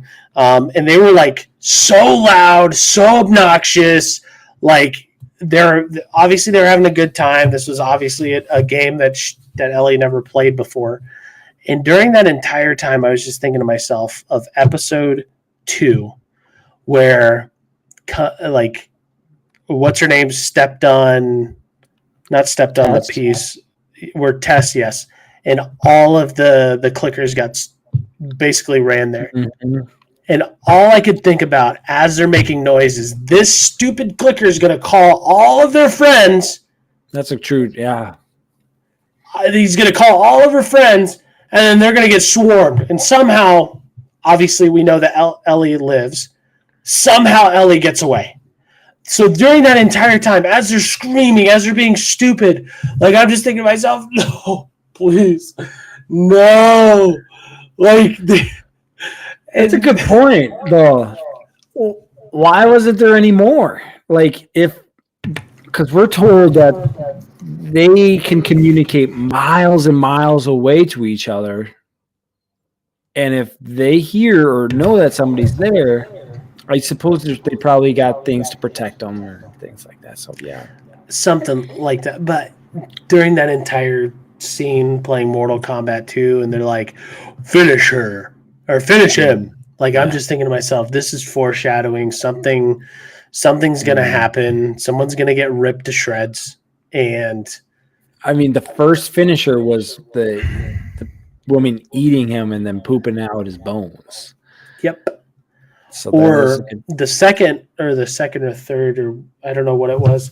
The guy with the or they had like a couple battles, but the second one where he stabs him in the air, I was thinking the bloater was coming. Really? And he, like how he snapped that guy, basically ripped his head off. That I was like, holy crap, this would be crazy. I don't know. That's just what my mind was racing. But they really, in my opinion, they set that up pretty well. Like the ending based off the showing, like, hey, there's an actual clicker here. It had me overthinking the entire time. Like, guys, you got to be quiet. Like, shut up. Like, what is going on? Yeah. And then, we see that they have the argument, right? And then she goes and leaves because they are having the argument. And she goes out back towards the electrical room. And my whole thought was she was going to walk into a room full of clickers. Full of clickers. And I was like, somehow she dies and she lives. I don't know. She's going to die. Or Riley's going to come save her. I really had no idea. But come to find out, she comes back. They play this weird, like, screaming noise from the Halloween store. Kind of freaked me out, to be honest with you. And then they're stuck in this Halloween store, and I think this was actually a really brilliant way to end the episode, was having them end their saga is have them in a Halloween store. It's kind of the irony of the whole thing is they're like they're dancing on the stupid glass with a clown mask and a wolf head. Like, it's just ironic. And then all of a sudden we see that there's an actual clicker in the Halloween store. They basically attack her, attack the girls. Come to find out, Ellie and Riley ended up getting bit. And we see that Ellie got her first kill ever. Do you think this is the kill that she's referencing back in episode 4 when she tells Joel that she's killed people before? She's killed something before? Or was she meaning killing something with a gun? I think this is the reference. I think she's pretty shocked at this. And, we could also look at when she went down that hole in that convenience store when she basically killed that whatever stalker or whatever it was. Oh, yeah. And her actually truly understanding what it means. This gives a whole nother meaning to that, I think, because if we look at this, obviously more of a first kill, more getting closer, or you could say it is her first kill.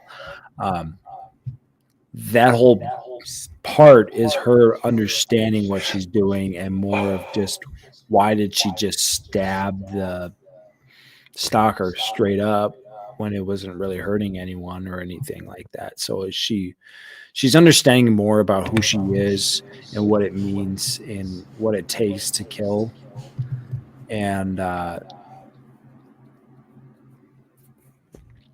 what it means to survive in this era, in this time.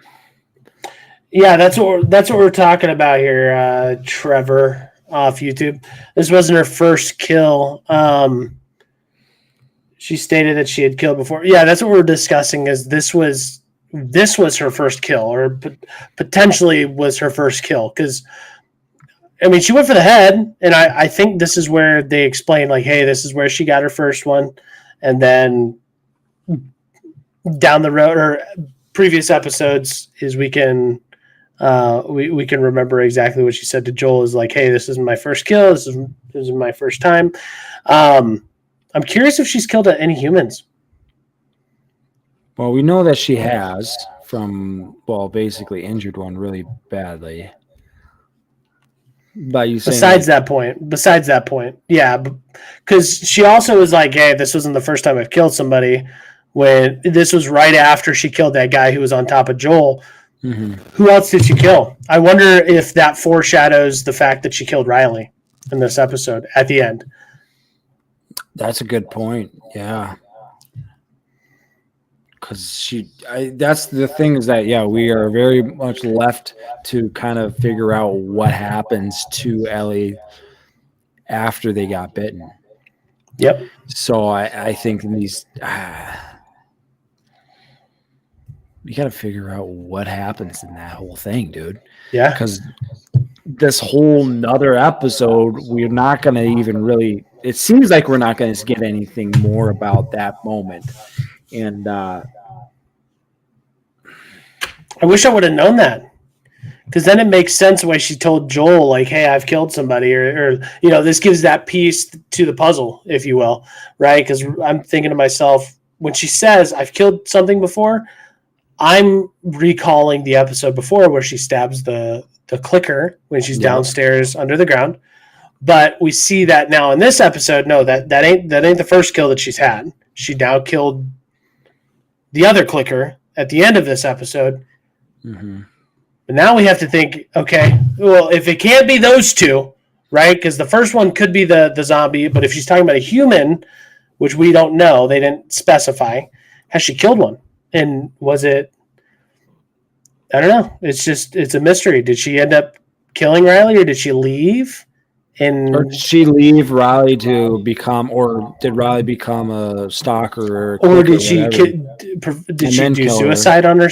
Did she suicide, kill herself, and then Ellie was like... then how does Ellie get captured by the Fireflies? That's the other thing, too, because they have to bring it back to that whole point, because there's a reason why. I was thinking as well in this point is, like, how did she get back?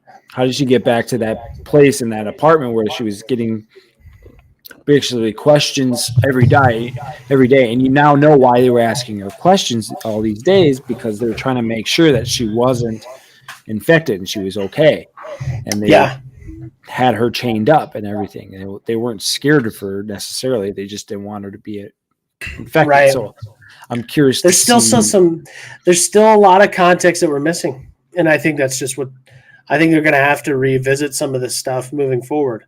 Well, because they got to tell us.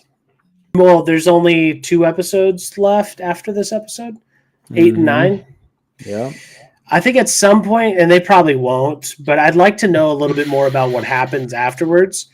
How did the Fireflies find her, right? What happened after that? Because she was in Fedra's control, right? My idea is that, hey, maybe she went back to Fedra and, just did life, went back in through a window, and that was it. Or come to find out there was a walkie-talkie or something. I don't know. There's a lot of stuff that wasn't answered at the end. Mm-hmm. But what it does answer is that Ellie is absolutely taking Joel as her father figure. We see that because she comes back from the flashback. We kind of discussed it earlier. She now has a pep in her step, right? Because now she has someone to fight for.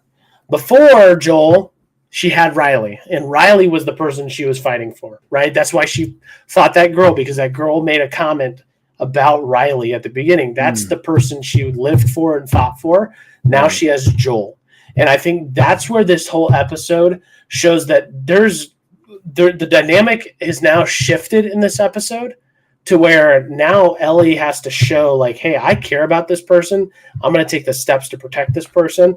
I'm going to do everything that I possibly can to protect them, because everything I've done before has either ended in a bad situation, they've died, and now I have a chance to control the outcome versus Tess got bit, Riley got bit. Who else got bit? Parents were taken away from her, out of her control. Yeah. This is now her control. Yeah, there'll definitely be multiple seasons like this. Absolutely. We want answers now. We want answers now. I believe this is a 5 or 6 season show, easily. Really? I think so. Or if they go the hour route, like the hour-long episode route, you could get like 3 or 4 out of it. But I think you could absolutely do a 5 or 6 season show out of this. But yeah, so Ellie becomes Joel's savior from what we know at this episode is that for now he's alive. For now he's stable. We'll have to see what happens in episode 8. I think based off the preview, is that this is going to be a completely different energy of every other episode. Regan's cat is horrible. It is so bad. I think this next episode, I think it's really Ellie really defending herself. Basically, she's been building up to trying to be independent, and this is her chance to be independent and what it would take. And obviously, we're going to see that things go wrong. I don't know. It's going to be a good episode, I think, just to see where Ellie goes, and especially kind of facing a whole group. Yeah, I think it's going to be a crazy episode, dude. Like, she's going to have to turn up the BA moments, I think. From like the episode 4 or whatever, where Joel was up in that second story shooting and sniping. Like, I feel like she's going to have some sort of moment like that. Yeah, I'm just curious though, because like in the preview, you don't really see anything with Joel. Like that's the thing. Yeah. Where I'm like, where is Joel in all of this? But also that I think she realized that there's another group of people there, and then she doesn't want them to know that Joel's down there. So then they're gonna, take advantage of him or whatever. So she's gonna try to lead him somewhere else, and then they actually start liking, or the leader, somebody likes her and whatever. But something's gonna happen. Something's gotta happen, dude. Something's gotta happen. I get Walking Dead vibes when I first watched it. Yeah. By the way, my wife she's on How Twitch. many episodes? She's only like 3 episodes in, maybe. Yeah. She's watched episode 1, 6, and 7. Huh. So like call back to episode 4, I think, when they bring out the pun book. I was like, so Kaylee, I wonder, do you know why the pun book has significance? And she was like, oh. And I was like, because it's shown in another episode. You missed it because you didn't watch it. So watch the whole thing, Kaylee, my wife. Yeah, got to start somewhere. But anyway, that is our review of episode 7 of The Last of Us. Really, really good episode. Again, we appreciate you guys taking some time to watch us with that. I'm going to give a couple numbers a try. My wife gave me 3 numbers to give a shot. So I want to 8 p.m. Oh, I accidentally just called my head coach. It's okay. So I'm gonna call maybe a few different people. Oh gosh! And I'm still gonna stick with 69.5 The Beat, and you just won tickets to Thunder Down Under in Las Vegas. Okay, so let's see what we can do here. So we've got Jill as a first-time caller here. This is Kaylee's cousin, so let's give it a shot. Mute yourself. Hello. Hello, 96 0.5 the beat. We're just calling about an issue here. We looks like one of your friends had filled out some info for you. You have won some tickets to Thunder Down Under in Vegas. We are live right now. We just wanted to call in and congratulate you on that. You can follow us back. We'll send you a text message here so that way it's not awkward on the line. But any questions that you guys have, feel free to let us know. Who is this? Matthew, I know it's you because your name shows up on my caller ID. Gosh darn it. My wife. Kaylee! Damn it! Ah, darn it. I was going to let you see how far you go. Oh, no. I don't know if you know that we have a podcast, but you're on our podcast right now. Oh, my goodness. You're totally funny. Oh, my gosh. So you just have to block your number next time. I know. Frick. Okay. Darn it.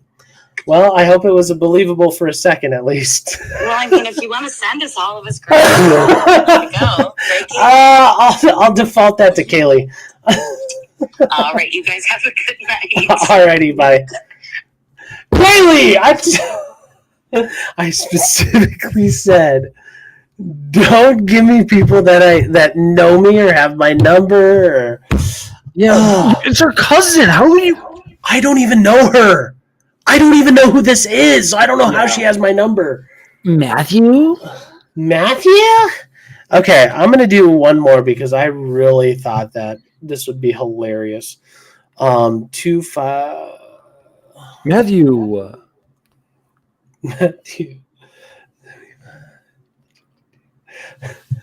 Oh, gosh. Okay, this person's name is Brittany.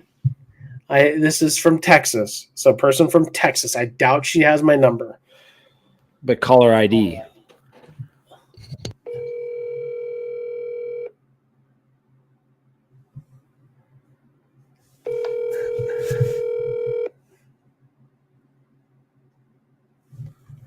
Wait, caller ID shows up?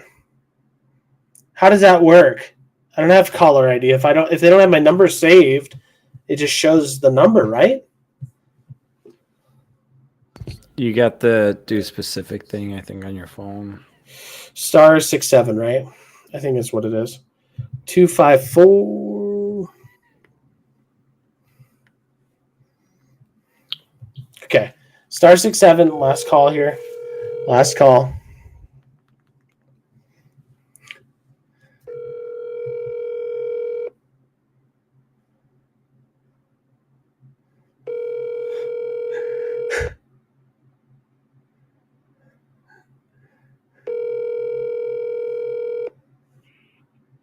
Your call has been forwarded. Oh, loser.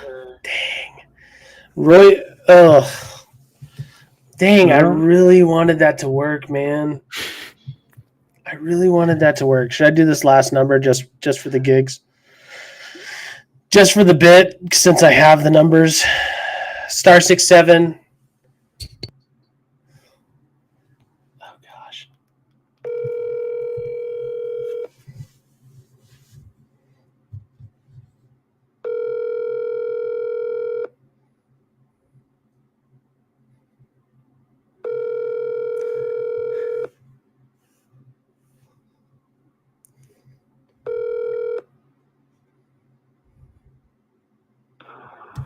Hello, this is. Okay, well, we're busted. Loser. We tried, guys. This is why I shouldn't have asked for a number from my wife, because she gave me all numbers that were actually all saved to my phone except one. Like, come on.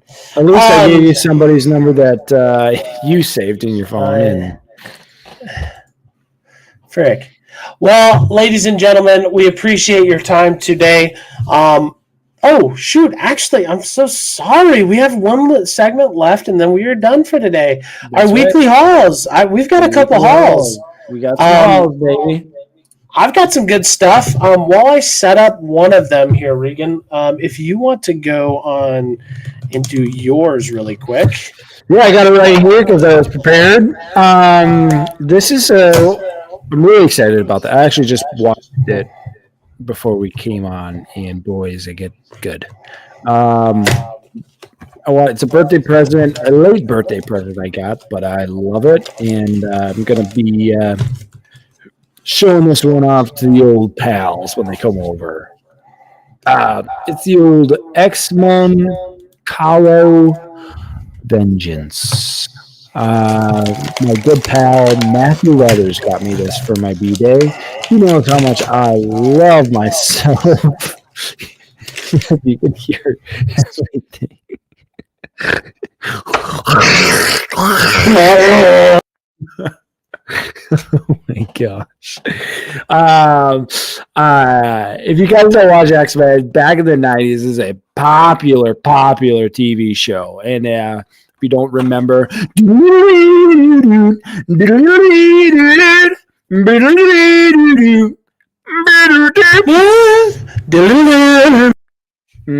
gets good. And boy, oh boy, this is what started the love for some people for X-Men. And what started movies, what started Marvel, I believe. So yeah, it's pretty fun, and I'm going to be showing. I mean, what a cool graphic! I mean, look at that art. That's a sweet art. If only the actual like whole thing was like that, and it's just the picture. But that's my weekly haul, as well as the new merch. But yeah, that's my weekly haul. I don't know if Matthew's gonna get his ready. He's getting his ready right now. He's got I got a little glimpse of it today. I tell you guys, I won't be a chirping bird. You gotta unmute yourself there, Matt. Okay, I'm ready to go.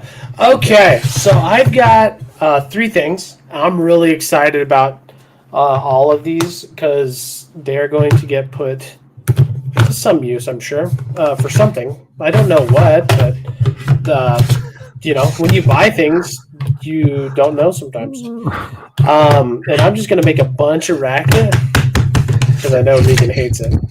He hates it with a passion. Okay, so first things first. So the other day, and this is all from Barnes & Noble, by the way, my wife and I took a trip to Barnes & Noble, and she actually stumbled upon this and was like, hey, you got to get this, babe. And so basically, this is a die-cast helmet for Iron Man. And at first I was like, but I opened it up and I took a look, and I was like, I got to have this. So I just plugged it in. Ooh. And it's a light-up helmet for Iron Man, and all you do is press it up and down, and this thing is freaking sweet, so sweet. It'll look so good on the shelf. Go over. Oh, hey, how you doing? Yep. All right, and that's it. Yeah. Get a load of that. First time opening it and using it, so congratulations. First time using it, baby. Freaking saw it. You saw it here. Yep. And then also, I thought this was really cool because I just I popped this open. It gives you a brief history of Iron Man, and in the book, I know it's small, but it gives you like the comic reading of all of the Iron Man stuff, not all of it, but kind of just the key points of what he's done, the stories that he's been in. You open it up and you read it just like so. It's like one of those miniature Bibles. Yeah, you still can't read those miniature Bibles. Yes, you can. Okay, actually, funny story. Okay, so funny story before I show you my other stuff. So we played college ball, as you guys know, and we played against this team. Their name was Carleton, and they're a big libtard school. Like, just not like they're not nice people, man. They're horrible people. And I was libtards, yes. So I was at the gym, and I know, yeah, I'm fat. I do, yes. When I go to the gym, I go hard and I go in the friggin' paint. But I was sitting in the sauna and I was wearing one of my college football shirts. Come to find out, the guy that was sitting in there was an old alumni of Crown. And he went on this huge tangent about him and his wife and all this other stuff. And then all of a sudden he's like, "Do you play football?" And I said, "I did. And now I coach." And he was like, "Oh, you guys play Carlton recently?" And I was like, "Yeah, we got freaking smoked by them. Actually, got destroyed." I didn't play. It was our team, but trust me, if I was on the field, I would not be getting smoked. It's just kind of the player I am. And we're a very Christian school. Like we like our whole school is based off of the Bible, and we want to like grow in our relationship with Christ and help others grow. And so this school would make fun of Crown for being a Christian school. And so one time they were playing baseball, and Carlton beat our baseball team. And then at the end of the game, they had a box full of mini Bibles. And at the end of the game, they threw all of the mini Bibles at Crown and called us Bible thumpers at the end of the game. No way, seriously? Yep, 100%. So the guy said, and come to find out, like I was like, this isn't true. Like this guy didn't go to Crown. And I was like, prove to me that you went to Crown. And he showed me pictures. And I was like, holy crap. Like this guy went to Crown. There's no way he's telling a story, because schools do that to Christian schools. Like people do that to, like, as the Bible says, Christians are going to be the most persecuted, or you're going to get persecuted as a Christian. So I believe him, and that was just a funny story I saw at the gym. When I was at the gym, and mini Bible story came up. The other two things that I got when I was at Barnes and Noble, which I'm super, super, super, super excited about, are these books. Okay, so here's the first one. This is the Vision in the Scarlet Witch saga. So literally, it's every comic that's building up to the story, or with the story of the Vision and Scarlet Witch. So I'm really, really excited about that. I don't think Scarlet Witch is gone. I don't think she's gone. I think she teleported before all of the stuff broke. That's just my hot take. Go back and watch Multiverse of Madness in slow-mo at the end. It shows that there was a beam of red light before it completely crushed through. Just throwing that out there. But I'm really excited about Wanda and Vision. I think they're going to play a role moving forward. I got a Funko there. And then to top all of those things together, to top them all, I've got the entire saga of the Secret Wars for Marvel. If you can tell, I'm already like close to halfway through, and I just got it like 2 days ago. I have been nothing but blown away already by Secret Wars already. And I'm only halfway through it. I'm learning that there's so much more to like the Marvel universe than what we've seen. And this is going to, like, when this comes out, I'm going to be super, super excited to see it, just based off of the little bit I've read already. You just and we're not even to the meat and I potatoes. got the freaking comic, dude. Oh yeah, dude. Freaking can't believe it. Same story with this one, just as like WandaVision as well. The entire comic book saga, but just in the book form. So it's going to cover everything of the Secret Wars. So I'm excited. That's my hauls for this week. I'm super, super happy with it. I do have 2 more hauls coming for next week that I just got today while you were at my house. I was doing some searching. Kaylee, don't get upset at me. I was doing some searching. I found some stuff, and I cannot wait to get it here and show you guys. But that's it for me in terms of hauls, and that is going to conclude our episode 9. Ladies and gentlemen, boys and girls, thank you so much for coming to the podcast. Thank you guys for chatting with us in Twitch, on on YouTube. We just really appreciate you guys, giving back to us and talking to us and enjoying our content. And, we enjoy putting it out there. Like I said on the last episode, is Regan and I live pretty far away. So this is a really good time for us to hang and chat and do stuff together. And so, yeah. Links are going to be down below. You can follow us on Instagram at instagram.com/The Goof and Goober Show with all underscores under each word. You'll find us on YouTube. You'll see there at The Goof and Goober Show on YouTube. You'll see us on Spotify, The Goof and Goober Show there. And now we are actually officially on Google Podcast, Google Podcast. So you can check us out there as well. We will have a Twitter, or we have a Twitter built, I think, already. Yes, but I haven't been up to date with it. We haven't up to date with it. It's okay. We'll get it up and running, but you can follow us on Twitter and do all that stuff there. We're going to have everything everywhere. If you guys do want some merch, the merch store will be in our description. Again, Regan bought 3 things and we profited $2. We're not trying to make anything really out of it. That's the lowest setting we could possibly make.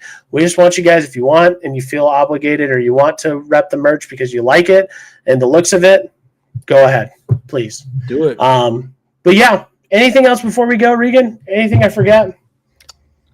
No. Love you guys. We love you guys. Yeah. We really appreciate everything you guys do for us. Regan, would you do the honors of giving us the final outro? Peace. Thanks for listening to the Double G Show. Make sure you like, comment, and subscribe to our YouTube channel at The Goof and Goober Show. And why don't you check out our Instagram page at The Goof and Goober Show for even more content and drop a follow. Thanks again, and have a wonderful day.